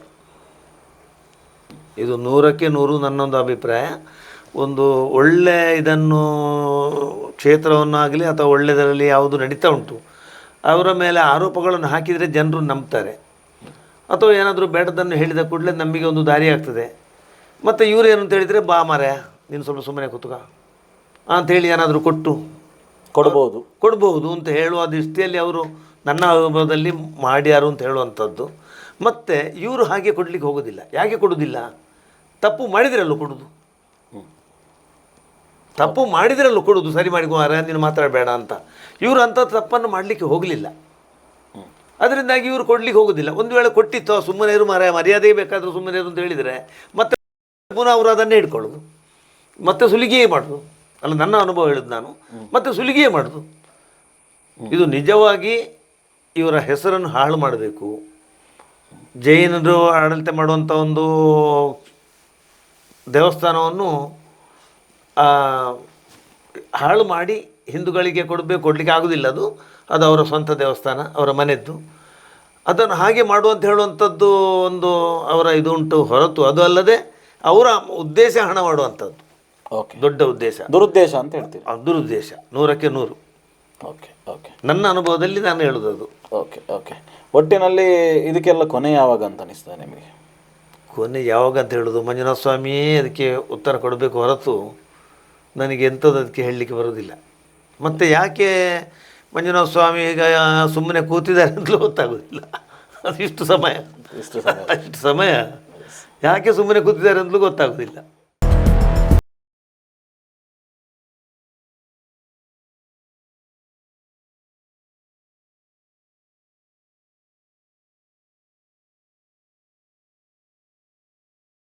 ಗ್ರಾಮದಲ್ಲಿ ನಡೆದಿದೆ ಅನ್ನುವಂಥ ಒಂದಷ್ಟು ವಿಚಾರಕ್ಕೆ ಸಂಬಂಧಪಟ್ಟು ನಾವು ಈ ಧರ್ಮಸ್ಥಳದ ಸುತ್ತಮುತ್ತಲಿನಲ್ಲಿ ಬೇರೆ ಬೇರೆಯವರನ್ನು ಮಾತನಾಡಿಸುವಂಥ ಪ್ರಯತ್ನವನ್ನು ಮಾಡ್ತಾ ಇದ್ದೇವೆ. ಧರ್ಮಸ್ಥಳದಲ್ಲಿ ಈ ಹಿಂದೆ ಕೆಲಸಕ್ಕಿದ್ದಂಥ ಹಳೆಯ ಸಿಬ್ಬಂದಿಗಳು, ಇಲ್ಲಿಂದ ನಿವೃತ್ತರಾದಂಥವರು, ಈ ಗ್ರಾಮದ ಹಿರಿಯರು ಅಂಥವರನ್ನು ಮಾತನಾಡಿಸುವ ಕೆಲಸ. ಯಾಕೆ ಅಂತ ಕೇಳಿದರೆ ಇಲ್ಲಿನ ವಾಸ್ತವತೆ ಏನು ಅನ್ನೋದನ್ನು ಜನರ ಮುಂದೆ ಇಡುವಂಥ ಪ್ರಯತ್ನ ಇದು. ಇದೀಗ ನಮ್ಮ ಜೊತೆಗೆ ಅಂತಹದ್ದೇ ಒಬ್ಬರು ಸುಮಾರು 40 ವರ್ಷಗಳ ಕಾಲ ಧರ್ಮಸ್ಥಳದಲ್ಲಿ ಮ್ಯಾನೇಜರ್ ಆಗಿ ಕೆಲಸ ಮಾಡಿದವರು ಅಂತ ಹೇಳಿದರೆ ಧರ್ಮಸ್ಥಳದ ಎಲ್ಲ ಆಗು ಹೋಗುಗಳು ಅವ್ರಿಗೆ ಗೊತ್ತಿರುವಂಥ ಒಬ್ಬ ವ್ಯಕ್ತಿಯನ್ನು ನಾವು ಇವತ್ತು ನಿಮಗೆ ಪರಿಚಯ ಮಾಡ್ತಾ ಇದ್ದೇವೆ. ಕೊರಗಪ್ಪ ಪೂಜಾರಿಯವರು ಸುಮಾರು 40 ವರ್ಷಗಳ ಕಾಲ ಧರ್ಮಸ್ಥಳದಲ್ಲಿ ಕೆಲಸ ಮಾಡಿದ್ದಾರೆ. 11 ವರ್ಷಗಳಿಂದ ನಿವೃತ್ತರಾಗಿದ್ದಾರೆ. ಅವರು ಹಿಂದೆ ನಿವೃತ್ತ ಜೀವನವನ್ನು ಸಾಗಿಸ್ತಾ ಇದ್ದಾರೆ. ಸರ್ ನಮಸ್ಕಾರ. ಇದು ಶ್ರೀ ಕ್ಷೇತ್ರ ಧರ್ಮಸ್ಥಳ ತಾವು 40 ವರ್ಷ ಕೆಲಸ ಮಾಡಿದಿರಿ. ಪೂಜ್ಯ ವೀರೇಂದ್ರ ಹೆಗಡೆಯವರು ಮತ್ತು ಹರ್ಷೇಂದ್ರ ಕುಮಾರರ ಬಗ್ಗೆ ಏನು ಹೇಳ್ತೀರಿ? ಹೇಗೆ ಅವರು ಜನ ಹೇಗೆ ಅಂತ? ನಮ್ಮ ಕೆಲಸದವರನ್ನು ನೋಡಿದ್ರಲ್ಲೂ ಅವರು ಬಹಳ, ಯಾಕಂದರೆ ಅವರು ಎಷ್ಟೊತ್ತು ನೋಡಿದರೂ ಬ್ಯುಸಿ ಇದರಲ್ಲಿ ಇರುವವರು. ಯಾಕಂದರೆ ಅವರು ಎಷ್ಟು ಜವಾಬ್ದಾರಿಯ ಕೆಲಸಗಳು ಈ ಕ್ಷೇತ್ರದಲ್ಲಿ, ಎಷ್ಟು ವಿಭಾಗಗಳಿದೆ ಏನು ಅಂತೇಳಿ ಸಾರ್ವಜನಿಕರಿಗೆ ಗೊತ್ತಿಲ್ಲ. ಆದರೂ ನಮ್ಮ ಕೆಲಸದವರಿಗೆ ಮಾತಾಡಲಿಕ್ಕೆ ನಮಗೆಲ್ಲ ಬೇಕಾದಾಗೆ, ನಮಗೆ ನಮ್ಮ ಮಕ್ಕಳಿಗೆ ವಿದ್ಯಾಭ್ಯಾಸ, ಮನೆ ಎಲ್ಲ ವ್ಯವಸ್ಥೆಯನ್ನು ಅವರು ಚೆನ್ನಾಗಿ ನೋಡಿಕೊಂಡಿದ್ದಾರೆ. ಅದರ ಬಗ್ಗೆ ಇಬ್ಬರು ಅಣ್ಣ ತಮ್ಮಂದಿರು ಕ್ಷೇತ್ರದ ನೌಕರನಾಗಿ ನಾನಿದ್ದು, ನನಗೆ ಯಾವ ತೊಂದರೆಯೂ ಇಲ್ಲ. ಓಕೆ. ಈಗ 40 ವರ್ಷಗಳಿಂದ ಅಂತ ಹೇಳಿದರೆ 11 ವರ್ಷ ಹಿಂದೆ, ಅಂದರೆ 51 ವರ್ಷ ಹಿಂದಿನ ವಿಷಯ ನಾನು ಮಾತಾಡೋದು. ಆವಾಗಿನಿಂದ ತಾವು ಇಲ್ಲಿ ಕೆಲಸ ಮಾಡ್ತಾ ಇದ್ದಾರೆ. ಅಂದರೆ ಹೆಗಡೆಯವರು ಪಟ್ಟಕ್ಕೆ ಬಂದು ನನಗೆ ಗೊತ್ತಿದ್ದಾಗ ಒಂದು 10 ವರ್ಷ ಆಗಿರ್ಬೋದಾ ನೀವು ಕೆಲಸಕ್ಕೆ ಇಲ್ಲಿ ಸೇರುವಾಗ? ಹೌದು, ಪಟ್ಟಕ್ಕೆ ಬಂದು 68 ಅಂದರೆ 74ರಲ್ಲಿ ನಾನು ಹೌದು ಬಂದದ್ದು. ಒಂದು 10-12 ವರ್ಷ ಹಾರಡ್ಲಿ ಆ ಕಡೆ ಈ ಕಡೆ, ಅಷ್ಟು ವರ್ಷ ಆಯಿತು ನೀವು ಕೆಲಸಕ್ಕೆ ಸೇರಿ. ಇಲ್ಲಿ ಅನೇಕ ಆರೋಪಗಳು, ಅದು ನಿಮಗೆ ಕೇಳಲಿಕ್ಕೆ ಕಷ್ಟ ಆಗ್ಬೋದು, ಅಥವಾ ಆರೋಪಗಳಲ್ವ, ಹಾಗಾಗಿ ಕೇಳಬೇಕಾಗ್ತದೆ ಅಂತ. ಈಗ ಪೂಜ್ಯ ಹೆಗ್ಗಡೆಯವರ ಮೇಲೆ ಆರೋಪಗಳಿದೆ, ಅದರ ಜೊತೆ ಹರ್ಷೇಂದ್ರ ಕುಮಾರರ ಮೇಲೂ ಆರೋಪಗಳಿದೆ. ಇಲ್ಲಿ ಸಾಮೂಹಿಕ ವಿವಾಹಗಳು ನಡೀತದೆ. ಇಲ್ಲಿ ಬಹಳ ನಂಗೆ ಕೇಳಲಿಕ್ಕೆ ಬಹಳ ಕಷ್ಟ ಆಗ್ತದೆ ಈ ಮಾತುಗಳನ್ನು, ಆದರೆ ಕೇಳಲೇಬೇಕಾದ ಅನಿವಾರ್ಯತೆ ನನಗೆ. ಸಾಮೂಹಿಕ ವಿವಾಹಗಳು ನಡೆದಂಥ ಸಂದರ್ಭಗಳಲ್ಲಿ ಇಲ್ಲಿನ ಯಾರು ನವ ಜೋಡಿಗಳಿರ್ತಾರೆ ಅವರ ಮೇಲೆ ದೌರ್ಜನ್ಯಗಳು ನಡೆದಿದೆ, ಅದು ಲೈಂಗಿಕ ಶೋಷಣೆಗಳು ನಡೆದಿದೆ. ಇಲ್ಲಿ ಕ್ಷೇತ್ರಕ್ಕೆ ದರ್ಶನಕ್ಕೆ ಬಂದಂಥ ಹೆಣ್ಣು ಮಕ್ಕಳನ್ನು ಫಾಲೋ ಮಾಡುವ ಗ್ಯಾಂಗ್ ಉಂಟು. ಇಲ್ಲಿ ಅತ್ಯಾಚಾರ ಮಾಡ್ತಾರೆ, ದೌರ್ಜನ್ಯ ಮಾಡ್ತಾರೆ, ಹೀಗೆಲ್ಲ ಆರೋಪಗಳುಂಟಲ್ಲ. ಇದನ್ನೆಲ್ಲ ಯಾರು ಹೇಳ್ತಾರೆ ಸರ್? ಯಾಕೆ ಇಲ್ಲಿ ಅಷ್ಟು, ಈಗ ನಾವು ಇಲ್ಲಿ ಹುಟ್ಟಿ ಬೆಳೆದವರಾದ್ದರಿಂದ ಸಾಮೂಹಿಕ ಮದುವೆಯಲ್ಲೆಲ್ಲ ನಾವು ವಾಲಂಟಿಯರ್ಸ್ ಆಗಿ ಕೆಲಸ ಮಾಡ್ತಾ ಇದ್ದು. ವಸತಿ ಛತ್ರದಲ್ಲಿರುವಾಗ ಅಲ್ಲಿಯೂ ಗಂಡು ಹೆಣ್ಣೆಲ್ಲ ಇರ್ತಾರೆ. ಇಷ್ಟು ವರ್ಷ ನಾವು ಇರುವಾಗ ಸಾಮೂಹಿಕ ಮದುವೆ ಒಂದು ವಿಷಯ ಅಂಥದ್ದು, ಅವ ಒಂದು ದಾಖಲೆಯನ್ನು ತೋರಿಸಲಿ, ಯಾರು ಹೇಳ್ತಾನೆ ಅವ ತೋರಿಸಲಿ, ಹೀಗೀಗೆ ಆಗಿದೆ ಧರ್ಮಸ್ಥಳದಲ್ಲಿ ಅಂತೇಳಿ. ಸಾಮೂಹಿಕ ವ್ಯವಸ್ಥೆ ಪ್ರಾರಂಭದಲ್ಲಿ ಎಷ್ಟು 88 ಜೋಡಿ ಇತ್ತು, ಕಡೆಗೆ 400-500 ಬಂತು. ಈಗಲೂ ಕೂಡ ಸಾಮೂಹಿಕ ಮದುವೆ, ಧರ್ಮಸ್ಥಳದ ಮದುವೆಗೆ ಎಲ್ಲೆಲ್ಲಿ ಅವರು ವಿದ್ಯಾವಂತರು ಎಲ್ಲ ಬೇರೆ ಬೇರೆ ರಾಜ್ಯದವರು ಕ್ಷೇತ್ರಕ್ಕೆ ಬರ್ತಾರೆ. ಇದಕ್ಕೆ ಉದಾಹರಣೆ ಕ್ಷೇತ್ರದಲ್ಲಿ ಸಾಮೂಹಿಕ ಮದುವೆ ಅಷ್ಟು ಚಂದವಾಗಿ ಆಗಿದೆ. ಕ್ಷೇತ್ರದ ಮೇಲೆ ಭಕ್ತಿ ಇಟ್ಟು ಇಲ್ಲಿ ಇವರು ಪೂಜ್ಯರು ಅಥವಾ ಅವ್ರ ತಮ್ಮ ಅವರು ಎಷ್ಟು ಆ ಮದುವೆಯಲ್ಲಿ ಒಂದು ಇದಾಗ್ತಾರಂತ ಹೇಳಿದರೆ, ಅದರ ಬಗ್ಗೆ ಸರ್ವೆ ಮಾಡಿದರೂ ಕೂಡ ಎಲ್ಲಿಯೂ ಕೂಡ ಆ ದಂಪತಿಗಳಿಗೆ ಎಲ್ಲಿಯೂ ಯಾವ ತೊಂದರೆಯೂ ಕ್ಷೇತ್ರದ ಇದರಿಂದ ಆಗಲಿಲ್ಲ. ಅವರಿಗೆ ಒಟ್ಟು ಕ್ಷೇತ್ರದಲ್ಲಿ ಮದುವೆ ಆಗಿದ್ದ ಬಗ್ಗೆ ಅವರಿಗೆ ಸಂಸಾರ ಜೀವನ ಎಲ್ಲ ಚಂದದಲ್ಲಿ ಎಲ್ಲ ನಡೆದಿದೆ ಹೊರತು ಯಾರೂ ಕೂಡ ನಮಗೆ ಅದು ತೊಂದರೆ ಆಯಿತು ಹಾಗೆ ಹೀಗೆ ಅಂತ ಹೇಳಿದ್ದು ಹೆಚ್ಚಿನ ಅಂಶ ನಮ್ಮ ಗಮನಕ್ಕೆ ಬರಲಿಲ್ಲ. ಮತ್ತೆ ಇನ್ನೊಂದು ಆಯಿತು, ನೀವು ಇದು ಬರಲಿಲ್ಲ ಅಂತ ಹೇಳ್ತೀರಿ. ಮತ್ತೆ ಈಗ ಇಲ್ಲಿ ಈಗ ನೀವು ಸಹ ನೋಡ್ತಾ ಇದ್ದೀರಿ ಹರ್ಷೇಂದ್ರ ಹೆಗಡೆಯವರನ್ನೆಲ್ಲ, ಹರ್ಷೇಂದ್ರರನ್ನು ಹೆಗಡೆಯವರನ್ನೆಲ್ಲರನ್ನು ನೋಡ್ತಾ ಇದ್ದೀರಿ. ಈಗ ಇಲ್ಲಿ ಭೂ ಮಾಫಿಯಾ ಇದೆ ಅಂತಲ್ಲ, ಇಲ್ಲಿ ಎಲ್ಲ ಎಬ್ಬಿಸ್ತಾರಂತೆ, ಓಡಿಸ್ತಾರಂತೆ ಧರ್ಮಸ್ಥಳದಲ್ಲಿ, ಹೌದಾ? ಭಾಳ ಸೂಕ್ಷ್ಮ ವಿಷಯ ಕೆಲವು ಸಲ ಈ ಸಾರ್ವಜನಿಕರಿಗೆ ಗೊತ್ತಿರೋದಿಲ್ಲ. ಈಗ ನಾನೆಲ್ಲ ಕ್ಷೇತ್ರದಿಂದ ಒಂದು ಅರ್ಧ ಕಿಲೋಮೀಟರ್ ದೂರದಲ್ಲಿ ಇದ್ದೇನೆ. ಯಾವತ್ತು ನಮ್ಮ ಆಸುಪಾಸಿನಲ್ಲಿ ಯಾರಿಗೂ ತೊಂದರೆ ಆಗಿದ್ದಿಲ್ಲ. ಉದಾಹರಣೆಗೆ ಗ್ರಾಮ ಆ ಮಸೂದೆ ಎಲ್ಲ ಜಾರಿ ಬರುವಾಗ ಅವರಿಗೆ ಎಲ್ಲ ಜಾಗವನ್ನು ಅವರವರ ಹೆಸರಿಗೆಲ್ಲ ನಮ್ಮ ಬೈಲಿನಲ್ಲಿ ಎಲ್ಲ ಮಾಡಿಕೊಟ್ಟಿದ್ದಾರೆ. ಎಬ್ಬಿಸಿದ ನಮಗೆ ಒಂದು ಕೂಡ ಅಂಥ ಉದಾಹರಣೆಗಳು ನಮಗೆ ಗೊತ್ತಿಲ್ಲ. ಎಷ್ಟೋ ಜನ ನಮ್ಮ ಕೂರ್ಜೆ ಬೈಲ್ ಅಂತ ಇದೆ, ಅಲ್ಲಿ ಅವರವರ ಜಾಗವನ್ನು ಅವರವರಿಗೆ ಮಾಡಿಕೊಟ್ಟಿದ್ದಾರೆ. ಅದರ ಬಗ್ಗೆ ಎಬ್ಬಿಸಿದ್ದಾಗಲಿ ಅವರಿಗೆ ತೊಂದರೆ ಕೊಟ್ಟದ್ದಾಗಲಿ ಇಲ್ಲ. Okay okay. ಈಗ ಇನ್ನೊಂದು ನಾನು ಕೇಳೋದು, ಈಗ ಈಗ ಬುರುಡೆ ಅಂತೇಳಿ ಎಲ್ಲ ಎದ್ದಿದೆ ಅಲ್ಲ, ಇಲ್ಲಿ ತಲೆ ಬುರುಡೆಗಳನ್ನು ಹೂತಿಟ್ಟಿದ್ದಾನೆ ಅಂತ ತಮ್ಮ ಅವಧಿಯಲ್ಲೇ ಇರ್ಬೋದು, ಗೊತ್ತಿಲ್ಲ ನನಗೆ. ಅವನು ಸಹ ಇಲ್ಲಿ ಸಿಬ್ಬಂದಿ ಆಗಿದ್ದ, ನಾನಲ್ಲಿ ಹೂತಿಟ್ಟಿದ್ದೇನೆ ಅಂತ ಹೇಳುವಂಥ ಒಬ್ಬ ಅನಾಮಧೇಯ ವ್ಯಕ್ತಿಯೊಬ್ಬ ಬಂದಿದ್ದಾನೆ. ಈಗ ನಾನು ಹೂತಿಟ್ಟಿದ್ದೇನೆ, ಇಲ್ಲಿ ಯಾರೋ ಹೇಳಿ ನಾನು ಹೂತಿಟ್ಟಿದ್ದೇನೆ, ಇಲ್ಲಿ ತಲೆಬುರುಡೆಗಳೆಲ್ಲ ಇದೆ ಅಂತ ಹೇಳ್ತಾನೆ ಅವ. ನಮ್ಮ ಲೆಕ್ಕದಲ್ಲಿ ಅದೆಲ್ಲ ಯಾರ್ದು ಒಂದು ಕಾಣದ ಕೈಗಳ ಪಿತೂರಿಯಿಂದ ಅದು ಹಾಗೆ ಆಗ್ತಾ ಹೊರತು ಕ್ಷೇತ್ರದ ಬಗ್ಗೆ, ಕ್ಷೇತ್ರದಲ್ಲಿ ಬಂದ ಯಾತ್ರಿಕರನ್ನು ಪೂಜ್ಯರು ಅಥವಾ ಅವರ ಸಹೋದರರು ಮತ್ತು ಅವರು ನಮಗೆ ಸಿಬ್ಬಂದಿಗಳಿಗೆಲ್ಲ ಎಷ್ಟು ಚಂದ ಒಂದು ಯಾತ್ರಿಕರನ್ನು ನೋಡಬೇಕು ಅಂತ ಹೇಳ್ತಾರೆ. ಕ್ಷೇತ್ರದಲ್ಲಿ ಉದಾಹರಣೆಗೆ ಈಗ ಕಳೆದ ಸಲ ನಮ್ಮ ಒಬ್ಬರದ್ದು ನಮಗೆ ಬಾಯಿಪಾಠ ಇದೆ, ದರ್ಶನ್ರವರು. ಅವರು ತಾಯಿ 3 ಮಕ್ಕಳನ್ನು ಕರ್ಕೊಂಡು ಬಂದು ಪೂಜ್ಯರಲ್ಲಿ ಹೇಳಿದಾಗ ನಾನು ಸಾಯ್ತೇನೆ ಅಂತ ಹೇಳುವಾಗ ಪೂಜ್ಯರೇನು ಹೇಳಿದರು, ಇಲ್ಲ ನಿಮ್ಮ 3 ಮಕ್ಕಳಿದ್ದಾರೆ, ನೀನು ಒಳ್ಳೆಯದಾಗ್ತಿ ಹೋಗು ಅಂತ ಹೇಳಿದರು. ಇದು ದರ್ಶನ ಆದ್ದರಿಂದ ಅವರೆಲ್ಲ ಬೇರೆ ಕಡೆಯಲ್ಲೆಲ್ಲ ಮಾತಾಡಿದ್ರು. ಅಂಥ ಪಾರ್ಟಿಗಳು ಎಷ್ಟೋ ಜನ ಇದಾಗುವಾಗ ಚಲನಚಿತ್ರ ದರ್ಶನ ಒಂದು ಉದಾಹರಣೆಯನ್ನು ಈಗ ಹೇಳುವಂಥದ್ದು. ಹೌದು, ಇಂಥ ಸಾವಿರಾರು ಜನ ಇಲ್ಲಿ ಗಂಡ ಇಲ್ಲಿ ಶಿಕ್ಷೆ ಕೊಟ್ಟ ಅಂತ ನಾವು ಹೆಚ್ಚು ವರ್ಷ ನಾನು ಮಾಹಿತಿ ಕಚೇರಿಯಲ್ಲಿ ಇದ್ದುದರಿಂದ ಯಾತ್ರಿಕರು ಬಂದು ಒಬ್ಬರು ಹೆಂಗಸರು 2 ಮಕ್ಕಳು 2 ದಿವಸ ಆಯಿತು, ಏನು ನೀವು ಹೋಗೋದಿಲ್ಲ ಅಂತ ಕೇಳುವಾಗ ಅವರು ಸಮಸ್ಯೆಯನ್ನು ಹೇಳ್ತಾರೆ. ನಾವು ಅವರನ್ನು ಜನ ಕೊಟ್ಟು ಪೂಜ್ಯರಲ್ಲಿ ಕಳಿಸುವಾಗ ಆಫೀಸಲ್ಲಿ ಅವರು ಅದನ್ನು ಕ್ರಮಬದ್ಧವಾಗಿ ಗಂಡನನ್ನು ಬರಲಿಕ್ಕೆ ಹೇಳಿ ಅವರನ್ನು ಇಬ್ಬರನ್ನು ಸರಿ ಮಾಡಿಸಿ ಜೊತೆಯಲ್ಲಿರಿ ಅಂತ ಹೇಳಿದ ಉದಾಹರಣೆಗಳು ಬೇಕಾದಷ್ಟು ಇದೆ. ಓಕೆ. ಇದು ಕ್ಷೇತ್ರದಿಂದ ಆ ಬುರುಡೆ ಇದೆಲ್ಲ ಯಾರ್ದೋ ಒಂದು ಕಾರಣದ ಕೈಯಲ್ಲಿ, ಇಲ್ಲಿ ಕ್ಷೇತ್ರವಾಸಿಗಳಾಗಲಿ ನಮಗೆ ಅದರ ಬಗ್ಗೆ ಏನೂ ಗೊತ್ತಿಲ್ಲ. ಅಂದರೆ ಕ್ಷೇತ್ರಕ್ಕೆ ಜನ ಭಾಳ ಬರುವುದರಿಂದ ಮತ್ತು ಕೆಲವು ಸಲ ಅಲ್ಲಿ ಹೊರಗಡೆ ನಮ್ಮ ಕ್ಷೇತ್ರದ ವಿಸ್ತೀರ್ಣದಲ್ಲಿ ಅಲ್ಲಿ ಹೊರಗಡೆ ಇರುವುದು, ಅಸೌಖ್ಯದಿಂದ ಇರುವುದು, ಅದೇ ಮನೆಯಿಂದ ಕೋಪದಲ್ಲಿ ಬರುವುದು, ಇಂಥವರೆಲ್ಲ ಅಲ್ಲಲ್ಲಿ ಸುಸೈಡ್ ಆಗಿರುವಂಥದ್ದು ಆಗಿರ್ಬೋದು. ಆದರೆ ಅಲ್ಲ, ಈಗ ಎಲ್ಲೋ ಒಂದು ಕಡೆ ಇನ್ನೊಂದು ಸರ್ವೆ ಬರ್ತದೆ, ಕಾಶಿಯಲ್ಲಿ ಪ್ರತಿ ವರ್ಷ ಎಷ್ಟೋ ಮಂದಿ ಅಸಹಜ ಸಾವುಗಳಾಗಿದೆ, ಅಂದರೆ UDR ಆಗಿದೆ, ಆತ್ಮಹತ್ಯೆಗಳಾಗಿದೆ. ಇದು ಯಾಕೆ ಆಗಿದೆ ಅಂತ ಹೇಳಿದರೆ ಅದೊಂದು ಪುಣ್ಯಕ್ಷೇತ್ರ ಅನ್ನುವ ಕಾರಣಕ್ಕಾಗಿ ನಮ್ಮ ಜೀವನದಲ್ಲಿ ನೊಂದವರು, ಜಿಗುಪ್ಸೆ ಆದವರು ಬಂದು ಇಲ್ಲಿ ಹ್ಯಾಂಗ್ ಮಾಡಿಕೊಳ್ಳೋದು ಅಥವಾ ಸುಸೈಡ್ ಮಾಡಿಕೊಳ್ಳೋದು, ಈ ಥರದ್ದು ಬೇರೆ ಬೇರೆ ವಿಭಾಗದಲ್ಲಿ ಆಗಿದೆ. ಕಾಶಿಯಲ್ಲಿ ಅದೇ ಮಾದರಿಯಲ್ಲಿ ಇಲ್ಲಿ ಆಗಿದ್ದಿರ್ಬೋದು ಅಂತ. ಕ್ಷೇತ್ರದ ಮೇಲೆ ಜನಗಳಿಗೆ ಬಹಳ ಗೌರವ. ಮಂಜುನಾಥ ಸ್ವಾಮಿಯ ಬಗ್ಗೆ ನಾವು ನೋಡ್ತಿರುವಾಗ ಜನಗಳೆಲ್ಲ ಇಲ್ಲಿ ಬಂದು ಆ ಕ್ಷೇತ್ರದ ಬಗ್ಗೆ ಎಲ್ಲ ನಾವು ಭಾಳ ಜನಸಾಮಾನ್ಯ ಆಗಿದ್ದು, ಈಗ ದೇವರಿಂದಾಗಿ ನಮಗೆ ಬಹಳ ನಮ್ಮ ಮಕ್ಕಳು ಕಲಿತರು, ವಿದ್ಯಾವಂತರಾಗಿದ್ದಾರೆ, ಅದು ಇದು ಅಂತ ತುಂಬ ಜನ ಹೇಳುವವರು ನಾನು ಸರ್ವಿಸ್ನಲ್ಲಿರುವಾಗ ಕೇಳಿದ್ದೇನೆ. ಕ್ಷೇತ್ರದಿಂದಲೇ ಭಕ್ತರನ್ನು ಕ್ಷೇತ್ರದಲ್ಲಿ ಬಹಳ ಗೌರವದಿಂದ ನೋಡಿದ್ದಾರೆ ಹೊರತು ಎಲ್ಲಿಯೂ ಕೂಡ ಆ ರೀತಿಯ ಬುರುಡೆ ಅದು ಇದು ಅಂತೇಳಿ ಕ್ಷೇತ್ರದಲ್ಲಿ ನಮ್ಮ ಸರ್ವಿಸ್ನಲ್ಲಿ ನಾವು ಕೇಳಲೇ ಇಲ್ಲ. ಯಾಕಂದರೆ ನಾವು ಯಾತ್ರಿಕರಿಗೆ ಅಷ್ಟು ಗೌರವ ಕೊಡ್ತೇವೆ. ಪೂಜ್ಯರು ಎಲ್ಲಿಯೂ ಕೂಡ ಒಬ್ಬ ಯಾತ್ರಿಕರನ್ನು ನಾವು ಅತಿಥಿಯಾಗಿ ನೋಡಬೇಕು ಅಂತಲೇ ಹೇಳುವುದು. ಒಂದು ರೂಮಿನ ಕೊಡುವಾಗಲಿ, ಒಂದು ಊಟ ಕೊಡುವಾಗಲಿ, ಒಂದು ದರ್ಶನ ಆಗಲಿ, ಅಷ್ಟು ಇದು ಎಲ್ಲಿಯೂ ಕೂಡ ನಾವು ಯಾತ್ರಿಕರನ್ನು ಭಾಳ ಇದು ಮಾಡಿದ್ದೇ ಇಲ್ಲ, ಮಾಡುವುದಿಲ್ಲ. ಸಿಬ್ಬಂದಿಗಳಿಗೂ ಆ ಎಚ್ಚರಿಕೆ ಎಲ್ಲ ಕಡೆಗಳಿಂದ ಇದೆ, ಎಲ್ಲಿ ಆಗಲಿಕ್ಕಿಲ್ಲ. ಓಕೆ. ಒಟ್ಟಿನಲ್ಲಿ ಇದೊಂದು ದೊಡ್ಡ ರೀತಿಯ ಷಡ್ಯಂತ್ರ ಅಂತ ಹೇಳ್ತೀವಿ. ಹೌದು, ಯಾವುದು ಕಾಣದ ಕೈ. ನಮ್ಮ ಕ್ಷೇತ್ರ ತುಂಬ ಇದಾಗಿದೆ. ಪೂಜ್ಯರು ರಾತ್ರಿ ಆಗಲಿ ಕೆಲಸ ಮಾಡಿ ಕ್ಷೇತ್ರಕ್ಕೆ ಒಂದು ತುಂಬ ಜನರಿಗೆ ಬದುಕುವ ದಾರಿಯನ್ನು ಕ್ಷೇತ್ರದಲ್ಲಿ ಕೊಟ್ಟಿದ್ದಾರೆ. ಉದಾಹರಣೆ ಅಂಗಡಿ ಆಗಲಿ ಅಥವಾ ನಮ್ಮ ಸಿಬ್ಬಂದಿ ಆಗಲಿ ಅಥವಾ ಒಂದು ಆಟೋ ರಿಕ್ಷಾ. ಇಲ್ಲಿ ಕ್ಷೇತ್ರದಲ್ಲಿ ಈಗ ಎಷ್ಟು ಸಾವಿರಾರು ಶಿಕ್ಷಣ ಸಂಸ್ಥೆಗಳು ಈ ಒಂದು ಯಾರೋ ಒಂದು ಆಲೋಚನೆ ಮಾಡೋ ರೀತಿಯಲ್ಲಿ ಪೂಜ್ಯರು ಇದಾಗಿದ್ದಾರೆ. ಇದನ್ನು ಸಹಿಸದ ಯಾರೋ ಕೆಲವರು ಅವರ ಬಗ್ಗೆ ಏನೋ ಹೇಳ್ತಾರೆ. ಕಳೆದ ಎಷ್ಟು ನಿಮಿಷ 10-15 ವರ್ಷ ಏನೋ ಆಯ್ತೇನೋ ನಮ್ಮ ಸುಧಾ ಪತ್ರಿಕೆಯಲ್ಲಿ ನೋಡುವಾಗ ನಾನು ಅವರು ಹೇಳಿದರು, ಧರ್ಮಸ್ಥಳದಲ್ಲಿ 3 ಜನ IAS ಆಫೀಸರ್ ಕೆಲಸ ಮಾಡುವಷ್ಟು ಕೆಲಸವನ್ನು ಪೂಜ್ಯರು ಮತ್ತು ಪೂಜ್ಯರ ತಮ್ಮ ಮಾಡ್ತಾರೆ ಅಂಥೇಳಿ. ಉದಾಹರಣೆ, ಬೆಳಿಗ್ಗೆ 6 ಗಂಟೆ ಪ್ರಾರಂಭ ಆದರೆ ಅವರು ಕೆಲವು ಸಲ 10-11 ಗಂಟೆ ತನಕವೂ ಸಾರ್ವಜನಿಕ ಇದರಲ್ಲಿ ಇದ್ದಾರೆ.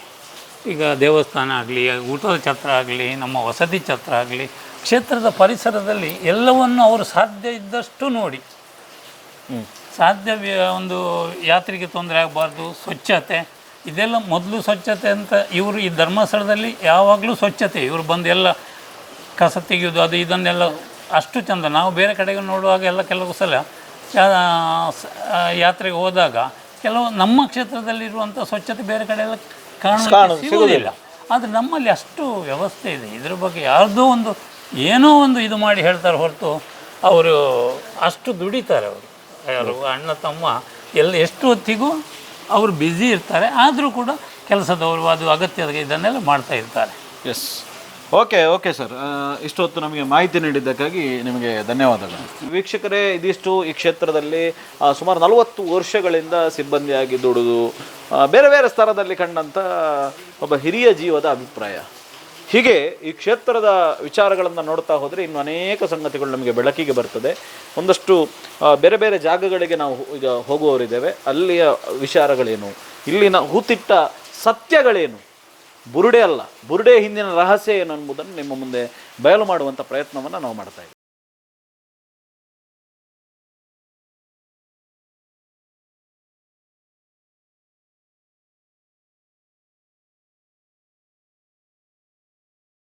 ವೀಕ್ಷಕರೇ, ಧರ್ಮಸ್ಥಳದ ಬೇರೆ ಬೇರೆಯವರನ್ನು ಮಾತನಾಡಿಸುವಂಥ ಕೆಲಸ, ಅದರ ಜೊತೆಗೆ ಇಲ್ಲಿನ ಪಂಚಾಯಿತಿಗೆ ಹೊಂದಿಕೊಂಡಂತೆ ಇವತ್ತಿನ ಇಡೀ ಗ್ರೌಂಡ್ ರಿಪೋರ್ಟ್ನಲ್ಲಿ ನಾವು ಮಾಡುವಂಥ ಕೆಲಸವನ್ನು ಮಾಡಿದ್ದೇವೆ. ಮಾತ್ರ ಅಲ್ಲ, ಇಲ್ಲಿನ ಸುತ್ತಲಿರುವಂಥ ನೌಕರರು ಮತ್ತು ಇಲ್ಲಿನ ರಿಕ್ಷಾ ಸಿಬ್ಬಂದಿ, ಅದೇ ರೀತಿ ಈಗ ಪಂಚಾಯತ್ನ ಹೊಂದಿ ಮತ್ತು ಈ ಜಾಗಗಳ ಸಂಬಂಧಪಟ್ಟಂತೆ ಈ ರೀತಿಯಾದಂಥ ಪ್ರಮುಖವಾಗಿರ್ತಕ್ಕಂಥ ಆರೋಪಗಳನ್ನು ಮೇಲಿಂದ ಮೇಲೆಗೆ ಇವತ್ತು ತಿಳಿಸುವಂಥ ಕೆಲಸವನ್ನು ಈ ಸಂಚಿಕೆಯಲ್ಲಿ ಮಾಡಿದ್ದೇವೆ. ಮಾತ್ರ ಇದು ಇಲ್ಲಿಗೆ ನಿಲ್ಲುವುದಿಲ್ಲ. ಈ ಗ್ರೌಂಡ್ ರಿಪೋರ್ಟ್ ನಿರಂತರವಾಗಿ ನಡೀತದೆ. ಇವತ್ತು ಬಂದಂತೆ ಇನ್ನೊಂದಷ್ಟು ಸಂಚಿಕೆಗಳು ನಿಮ್ಮ ಮುಂದೆ ಬರ್ತವೆ.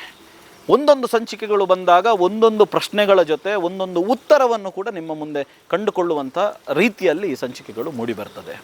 ಧರ್ಮಸ್ಥಳದಲ್ಲಿ ಏನಾಗಿದೆ, ಏನಾಗ್ತಾ ಇದೆ, ಇವತ್ತೊಂದು ಕುತೂಹಲವನ್ನು ಸೃಷ್ಟಿ ಮಾಡಿದಾರಲ್ಲ ಮಾಧ್ಯಮಗಳನ್ನು ಸೇರಿಸಿಕೊಂಡು, ಒಂದಷ್ಟು ಯೂಟ್ಯೂಬ್ಗಳು, ಒಂದಷ್ಟು ಬೇರೆ ಬೇರೆ ವ್ಯವಸ್ಥೆಗಳು, ಅದು ಅಸಭ್ಯ ಭಾಷೆಯಿಂದ ಇರ್ಬೋದು, ಸಭ್ಯ ಭಾಷೆಯಿಂದ ಇರ್ಬೋದು, ಬೇರೆ ಬೇರೆ ರೀತಿಯಲ್ಲಿ ಮಾತುಗಳು ಬರ್ತಾ ಇದೆ, ಕೇಳುತ್ತಾ ಇದೆ, ಆರೋಪಗಳು ಬರ್ತಾ ಇದೆ, ತೀಕ್ಷ್ಣವಾದಂಥ ಪ್ರತಿಕ್ರಿಯೆಗಳು, ಉತ್ತರಗಳು ಎಲ್ಲವೂ ಬರ್ತಾ ಇದೆ. ಎಲ್ಲದಕ್ಕೆ ಉತ್ತರ ಏನು ಅಂತ ಕೇಳಿದರೆ ಎಲ್ಲದಕ್ಕೂ ಕ್ವಶನ್ ಮಾರ್ಕ್, ಪ್ರಶ್ನಾರ್ಥಕ ಚಿಹ್ನೆ ಮಾತ್ರ ಉತ್ತರ. ಆದರೆ ಉತ್ತರವನ್ನು ಕಂಡುಕೊಳ್ಳುವಲ್ಲಿ ಪ್ರಯತ್ನಶೀಲರಾಗಬೇಕು ಅಂತ ಹಿರಿಯರು ಹೇಳಿದಂಥದ್ದು. ಹಾಗಾಗಿ ಆ ಪ್ರಯತ್ನಶೀಲತೆಯೆಡೆಗೆ ಈ ಸಂಚಿಕೆಗಳು ಕಾರಣವಾಗ್ತಾ ಇದೆ ಅಂತ ನಾನು ಅಂದುಕೊಳ್ತೇನೆ. ಇನ್ನೂ ಒಂದಷ್ಟು ಧರ್ಮಸ್ಥಳದ ಬಗ್ಗೆ ಒಂದು ರೀತಿಯಾದಂಥ ಸತ್ಯ ಶೋಧನೆ ನನಗನ್ನಿಸ್ತದೆ. ಒಂದು ರೀತಿಯಲ್ಲಿ ಇದೊಂದು ಅಗ್ನಿ ಪರೀಕ್ಷೆ, ಇದು ಶ್ರೀ ಕ್ಷೇತ್ರದ ಅಗ್ನಿ ಪರೀಕ್ಷೆ. ಇದು ಅಗ್ನಿ ಪರೀಕ್ಷೆಯಿಂದ ಮಿಂದೆದ್ದು ಬಂದರೆ ಅದು ಸ್ಫುಟವಿಟ್ಟ ಚಿನ್ನವಾಗ್ತದಂತೆ. ಬಹುಶಃ ಇದು ಚಿನ್ನವಾಗುವೆಡೆಗೆ ಈ ಎಪಿಸೋಡುಗಳಲ್ಲಿ ನಾವು ನಮ್ಮ ಪ್ರಯತ್ನವನ್ನು ಮಾಡ್ತೇವೆ. ಮಾತ್ರ ಅಲ್ಲ, ಸತ್ಯ ಏನಿದೆ, ಇಲ್ಲಿ ಯಾರು ತಪ್ಪಿತಸ್ಥರು, ಯಾರು ಆರೋಪಿತರು, ಚರ್ಚೆಗಳಾಗ್ತದೆ. ಆ ಚರ್ಚೆಗಳನ್ನು ನ್ಯಾಯಸಮ್ಮತವಾಗಿ ಮಾಡುವಂಥದ್ದನ್ನು ನಾವು ಕಹಳೆ ವಾಹಿನಿಯ ಮೂಲಕ ಮಾಡ್ತಾ ಇದ್ದೇವೆ. ಇದು ಧರ್ಮಸ್ಥಳದ ಗ್ರೌಂಡ್ ರಿಪೋರ್ಟ್ನ ಸಂಚಿಕೆ 1. ಸಂಚಿಕೆ ನಿರಂತರವಾಗಿ ನಿಮ್ಮ ಮುಂದೆ ಬರ್ತದೆ. ಎಲ್ಲ ಮಾಹಿತಿ, ಎಲ್ಲ ವಿಚಾರಗಳಿಗಾಗಿ ನಿರಂತರವಾಗಿ ನೀವು ಮಾಡಬೇಕಾದ್ದೇನು ಅಂತ ಹೇಳಿದರೆ ಕಹಳೆ ನ್ಯೂಸ್ನನ್ನು ನೋಡ್ತಾ ಇರಿ. ನಮಸ್ಕಾರ. ಧರ್ಮಸ್ಥಳದಲ್ಲಿ ಒಂದು ರಿಪಬ್ಲಿಕ್ ಆಫ್ ಧರ್ಮಸ್ಥಳ ಇದೆಯಾ?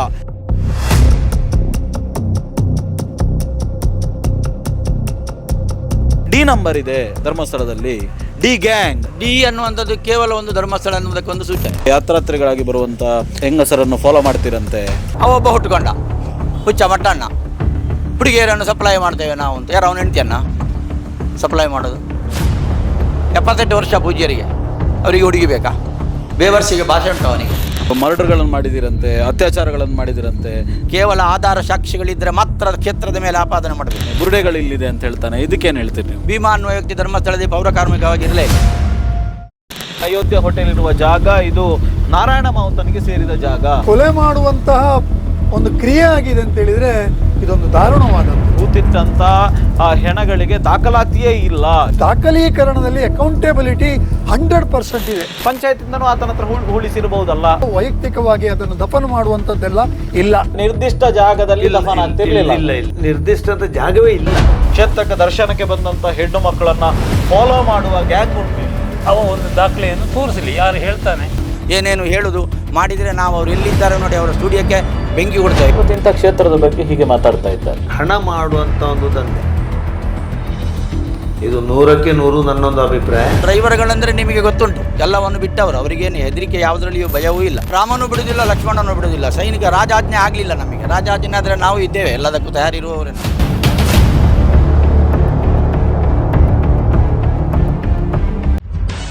ನಿಖರ ಸುದ್ದಿ, ಸದಭಿರುಚಿಯ ಕಾರ್ಯಕ್ರಮ. ನೀವು ನೋಡ್ತಾ ಇದ್ದೀರಾ ಕಹಳೆ ನ್ಯೂಸ್, ಸಮಾಜದ ಜಾಗೃತಿಗಾಗಿ ವಸ್ತುನಿಷ್ಠ ವರದಿ.